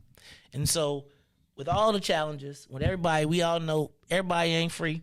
And when I say free, I'm saying some people have jobs. Some of us that have taken the space of being freedom fighters or in this space have made some sacrifices. Those are sacrifices that we willingly take. Our job has to be to identify the people as we make those sacrifices that can make it better for somebody else. And that comes in different ways. You always want to be able to pick up the phone and call somebody who can make a difference. Learn that during lobbying. Glenn, what else you got for us? Tell us what you want to say, anything before you get up out of here. This Saturday, let's make our communities that much safer. If you have an unused, unwanted, or you found that gun somewhere, Saturday is the time to turn it in. How much we getting? Getting $100 per gun. No difference. So even if it's not, what about BB guns? BB guns, you only get $10. Dang, man. Shoot. See? All right, y'all. Look, it's the Mace Jackson Show. I want to make sure that we they said you look like 50 Cent. All right, y'all. That's if Salim said it, then you know it's the truth because he's a philosopher. All right, y'all. Let's take a quick break, and when we come back, I will wrap this up. Glenn, it was great to have you. Thank you, brother. Man, anytime and part right, here. Let me not appreciate part it. my There you left. go. All right, and anytime you got some. You ain't gonna filibuster. We're gonna have the tough questions, but you definitely are welcome back because we gotta get the word out. And it's like, Glenn, you have to be able, right? Just like that. Regardless of what all the other people in the world say, you could be like, I could talk to him. Yes. We have to be able to say, I can talk to him. Yes. That's what has to happen. It's the Mace Jackson Show. We'll be back after these messages. Thank you, Mace. The Mays Jackson Show will be back after this break. WIIFTBPM. Today, the Biden administration is releasing what it calls a new strategy to fight domestic terrorism. Following a 100-day review, federal officials are now laying out a new plan hoping to deter, detect, and prosecute domestic terror. They went to the Capitol waving their flags and looking for smoke. He was out there looking for justice. They was over there looking for votes. Ashley Babbitt was with him and told all the people that nothing could stop us. She climbed through the Capitol window, breached security, and called a shot, bro. The media say she a veteran. They paint the picture to make her look greater. But she disrespected the same country that she served. That makes her a traitor. They was fighting police, resisting arrest. On God, I couldn't believe it. I guess blue lives only tend to really matter when it's convenient. Hey, these are the times we witness in history. All because they didn't get a victory. United States is so contradictory. We get equal rights, that's a mystery. Politicians, they more like magicians. You know they got tricks up their sleeve. We point out the flaws that's up in this country. You know they gonna tell us to leave. Somebody try to help me understand it. Always seems like a double standard. They be out here leaving us empty-handed to certain rights we are not granted. The media is the culprit when it comes to the comparison. Cause when it comes to race, they always changing up the narratives. Terrorism. They say you a patriot, call you a hero. I call it terrorism. And that's on the real. You know what we know, I say it's terrorism. They say you a patriot, call you a hero. I call it terrorism. And that's on the real. You know what we know, I say it's terrorism. They say you a patriot, call you a hero. I call it terrorism. And that's on the real. You know what we know, I say it's terrorism. They say you a patriot, call you a hero. I call it terrorism. We still out here trying to get our reparations, but the government pump faking out here hesitating. I'm out here trying to keep my peace, so I keep meditating. The media make us look bad, they taint our reputation. Look, it's so sad that COVID causing toe tags. You claim you so patriotic, but you ain't wearing no mask. You out here wilding with your MAGA flags and showing your ass. You wanna be part of some type of revolution so bad. Look, you talk revolution and constitutional rights, homie. I guess we forgot about back in the days when all of the business was whites only. Yeah. George Floyd got justice. Juneteenth got much respect. They made it a national holiday. Man, it's all good, but cut the check. They giving out all of these vaccines, putting it in you like caffeine. Was it all in the part of the plan? I bet money like DraftKings. It's land of the free, home of the brave. 1776, we wasn't free till 1865, so we wasn't part of that shit. And that there's terrorism. Terrorism. Why money ain't terrorism? Why can't you just give it to me? I don't wanna work for nobody. I'd rather keep doing me. Why money ain't free? Why can't you just give it to me? I don't wanna work for nobody. I'd rather keep doing me. Why money ain't free? Up in the morning with the frown on my face, cause I know it's another day that I gotta face now. For people I don't wanna see, working at a job that I don't wanna be, breaking my back to the bone with nothing to show. But I got dreams and goals, but as soon as I clock in, I'm ready to go. So there's one thing I gotta know: why money ain't free? Why money ain't free? Why can't you just give it to me? Give it to me. I don't wanna work for nobody. I'd rather keep doing me. Why money? Why can't you just give it? Why can't you just give it? I don't wanna work for nobody. I'd rather keep doing me. Why money ain't free? Working in that 9 to 5, got your girl hella tired. Why won't they let me be? Now I understand why my mama always used to ask that I think money grew on trees. I got these bills after bills and they just keep coming. Working overtime, but my pockets ain't flooding. Yeah, my funds low. A dog life is gas. Why money ain't free? Why it ain't free? Why can't you just give it? Why can't they just give it to I me? don't wanna work for nobody. I'd rather keep doing me. You are listening to the Mays Jackson Show. I really do like that song. Where they do? Are they here? That's a group we know. Oh That's yeah, a group we know? he's actually a solo, and then what happened is the song ended up getting real big on TikTok, and 2 people end up joining it, and then so like the beat is made by this dude that's on TikTok, he sung it a cappella. Then the guy ended up like putting a beat to it, and then got over like 1 million views. And then he ended up like asking people to be on the song, and then the fans ended up picking these two on the song. But yeah, he from here. His name is Marcus May. We got to get Marcus May in here. Where he at, man? I got to look at TikTok. I'm not on TikTok. I got to check that out. I really do like that song, and I like the. It reminds me of Lucy Pearl a little bit. Remember when Raphael Sadiq and old girl from En Vogue had a group, and then Ali Shaheed, I think it was, and they had Brown Sugar. We're gonna dance tonight. We're gonna move tonight and make my money tonight. I wanna get in, baby, freaking. Hey, that song was on Love and Basketball. That's the reason. That's the reason why I know it. But it was one of my favorite songs right there. Cause yeah, first thing we need to do. That song like 20 years old. Right. Dang, I mean, I be thinking about how many songs, like, I just be listening to the radio, and so the songs be, look, it was Don from En Vogue, right. All right, y'all, it's the Mace Jackson Show. So y'all rocking with the mayor? We gave up. What y'all think about Glenn Brooks? You know, Ty was like, do not let him filibuster. Ty wasn't going to let him filibuster, dog. But, you know, you got to let the brother do his job. Let him do his job. You know, because they had to go back and say, there's no way in the world you could talk. And you know, when the brother could go, you know how they be like, don't talk to him. And then you could be like, man, that's my man's. Right? It'd be like when people be like, hey, man. I'd be like, nah, man, you should just talk to him. And then I'd be like, all right, it's got to be some benefit to being black. Right? Got to be some benefit to being black. And remember I told you when I learned at MLI, what happens is your job is one thing, but your blackness is another. Now, you can try to combine your job and your blackness. But if you have to be your blackness after 5 o'clock, like your boy Riis, Richard Irvin, who looks like he is about to come back black, this could be a problem. So, Riis, I don't know if you read in the paper, but Richard Irvin is pulling up out of downstate because Darren Bailey, he like, I'm a good old boy. And he got his... I saw that coming. I finally saw that coming. Hey, man, you seen the one with the blowtorch? Yeah. You seen... Hey, he a good old boy. When people used to fight me, I said, I'll fight back. I don't want to deal with you, Chicago. You dirty routing scoundrels, you hellhole of a city.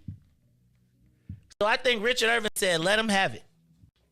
Because what the Democrats was trying to do is to get Richard Irvin to be like, now he getting ready to say, he going to be able to say skip Trump.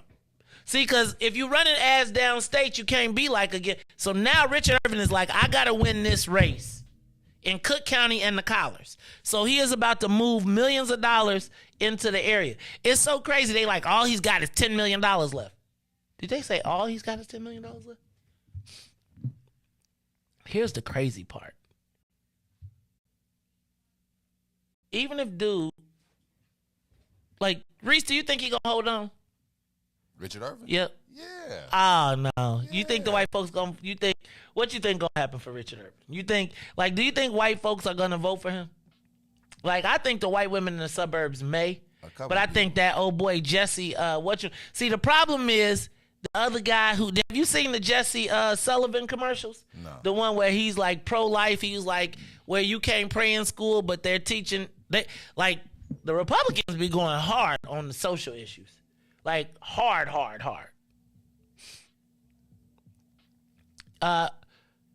You can win without Cook County. You definitely can. Because remember, you just need to get a piece of Cook County. Right? Now, you can win the whole thing with Cook County and St. Clair. But, again, I think, remember, you got to think in a Republican primary, Republicans are, Latinos, about a third of them are going to go Republican, right? You think?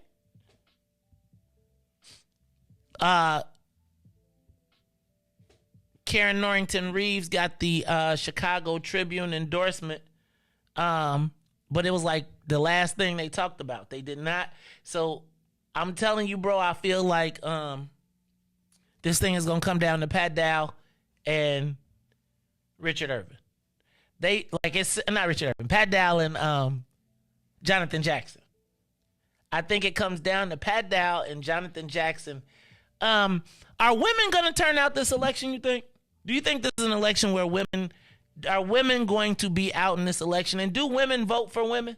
Right? Like, I wonder, will women power... It's a big woman election. There's a lot of women running right now. So, yeah, I think they will come out and support, especially, like, the women for sure. Will black women get support, you think?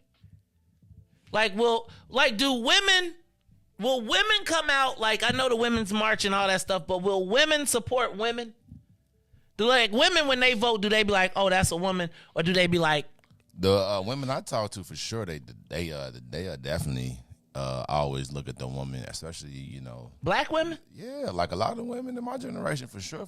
They love, like empowering women. Like, yeah, let's, what I'm saying, let's vote for this person because she's a woman, for sure. Like, my generation, for sure. Really? What about the men? They don't vote. Yeah, you got a better chance of sending them to the doctor. you know what that's like going to the doctor. I am not going to the doctor. But your whole arm gone. We going and get some Gorilla Glue, put it back. My uncle taught me. Give me some Robitussin and rub it on there and take a sip. So yeah, but women vote for women, and I just think that this year it's a big women's election this year. So like definitely support our women out there, man. They need our support. They all supporting us in our time. So I think that we should definitely get out there and support them women, especially. Which woman I think we should support the most. But yeah, but we say that. Yeah. In about a week though, people gonna be telling me, I can't be talking about the people I love. Can I just read this one more time though? Reese? Go ahead, man. Go ahead. Please, can I? Because I just feel like, how does this... See, that's God. I'm going to read this to you one more time because I just feel like I just got in trouble for saying the same thing. You know what this fight is about. When I got into this office, people who were used to having their way, who are used to dominating our city, they wanted their city back, and they've been fighting against us every single day, Lightfoot told breakfast crowd at the Starlight Restaurant, 8300 South Kedzie Avenue. Who are they? Huh? We did not let them take the city back then, and we are not, and we will not gonna let them take it back now. We need to continue to lean into equity and inclusion. We've got to make sure that residents and neighbors south of Roosevelt, and that's an old one, because south of Roosevelt is already good. Roosevelt ain't the line no more. Right, I'll be looking at that like, what are they talking about? Right, south of Roosevelt. They been over there. Man, you been south of Roosevelt? Man, you better get to 22nd Street. Because everything from Roosevelt from 2013 to 22nd is cracking. For sure. Cracking. Man, on Roosevelt is the movie theater. Man. Come on, you got shopping centers, Nordstroms. Yeah. Targets. You know what I'm saying? Restaurants. Yeah, the L didn't read. They redid the L. That's why I be like, what are y'all talking about, South of Roosevelt? Where y'all been at? That's because the speech was written by somebody who ain't go south of Roosevelt. See, I feel like when you start using, we gonna make it better than stuff. The mayor got to move south of Roosevelt. You think we could get the mayor to do like Jane Byrne and move? Remember when Jane Byrne moved into Cabrini Green? Yeah, it was a brave move. Just for a vote, just some bravery at its best. I just like the meth finna go live on 63rd. Huh? The meth finna go live in 63rd. Right, but she could live on 63rd in the new development. No, you got to go in 63rd. Oh, you got. What if the mayor moved? What if the mayor said she was gonna move to Parkway Gardens? I'm moving to O Block. She'll win the election. You think she'll win the election? She moved to O Block. She definitely will.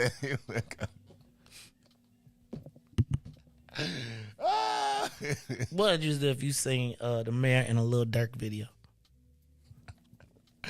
That's views. That's views. All the young people gonna come out and vote for her. That's crazy. But yeah, the influence of hip hop. So I don't know. We seen when Chance tried to do it didn't work that good. He had a concert, everybody kicked it, and then he was like, let's go vote. And they was like, we going that away. I don't know, man. Riis, let me read this one more time. You know what this fight is about. When I got into office, the people who were used to dominating our city, they wanted their city back, and they've been fighting against us every single day. We did not let them take the city back then, and we're not going to let them take it back now. We need to continue to lean into equity and inclusion. Riis, is that any different than what I was saying? Sound like look like me and think like her to me. Almost close, ain't it? Just worded different. Dang, Riis, that was a cold one. That was cold. All right, y'all. It's the Mace Jackson Show. I am the host. Hey, did y'all hear about Melody Hobson? No, I was listening to what that man. So you know who Melody Hobson is, though, right? Mm-mm. Melody Hobson is the billionaire black woman from Chicago, married George Lucas from Star Wars. And what happened? She just bought the Denver Broncos. That's good. Black woman owner, NFL. And we need them, and and we've been talking to see. That's another thing. That's a black person. I hope the black woman will hire a black. You think she will give a black man a shot? Should we just bow down to the sisters at this point? You should. I'm telling you, the sisters are running the election. It's their time, man. We had our time for centuries, man. I them run. Okay, I'm with the women. I'm with the women. Yeah, because you see how they keep good, man. If they kick my girl Miss Ruffin off one more time, man. I don't think she made it. She did make it back, and then she got to go to the Supreme Court. They did it again. Yeah. They just kicked old girl off too. Carmen Gerst, the other one. Because he playing dirty tricks and all. Oh my God! Every man. He's spending his election money. Hey man, the best for election is there no election. Right. So so he making them drain their resources. You know what I'm that's saying? that Riis is time and money. Now they gotta go spend their time and money. So she ain't got no time to go campaign. We gotta go to court. So you gotta spend time. So early votes start on Monday. Right? You at court? Right. You trying to get back on the ballot and all that. That's crazy. Mm-mm. So but yeah, for real, man. Y'all go out there, support these women. It's their time, man. We done had our time. These fellas, we running. And then hey, give them a try. I don't see nothing, that we doing too extraordinary. So. Hey man, I don't mess with nobody that put ketchup on their hot dogs. Hey, for sure. I'm with you when you're right on that. How you claiming Chicago with ketchup on your hot dog? Right. Only mustard goes on your hot dog. Bingo. Anything else, I'm a judge you quietly. I'm like, you put ketchup on your hot dog? Ketchup on your hot dog? What are you, 6? Like the last, you can't get ketchup on your hot dog. Like one cut them up next. You want me to cut it in pieces and. Nah. Oh, shout out to Melody Winston too. You see Melody Winston? She got her own grocery store. Shout out, Melody. There you go. Melody, we coming to go grocery shopping at your joint. I hope they got black You know who got the blackest kitchens? You know who be winning? Have you eaten at the restaurants? I mean, have you eaten in the Riis, have you ever eaten at the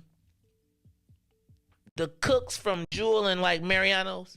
Have you ever eaten their fried chicken and stuff? I've eaten. Yeah, my girl, she put me on Mariano's. Hey, boy, that fried chicken at Mariano's be slap your mama good. I be waiting on Sunday morning. You be like, let me get the ones hot out the grease. Let me get that right out the grease. But they got black women with the arms that be cooking. At the arms. I'm so done with you. The arms, I'm not talking. Respectfully. I'm not Riis, with you. Riis, you seen the meme that say, if your arms don't look like this, I ain't eating your dinner. The thoughts of Vega to the Mace Jackson show did not reflect Riis the ruler. I do not know what he's talking about when he mentions the arms. Oh, my God. All right, y'all. This is the Mace Jackson Show. I am your host, Mace Jackson. For Mace, Riis, and Ruthie, where every single day we ask the question, what's in it for the black people? And if you don't like it, you can still tell them. May said, we out of here. Peace. Let's get down to business and go ahead and address the facts, man. Lightfoot seems more lesbian than black. Rahm Emanuel's another case. He was just as tired. 50 closed schools left much to be desired. Police had Anjanette naked on that body cam. They suppressed the footage so it couldn't touch a lot of hands. Reminds me of that 16 shots in that cover-up.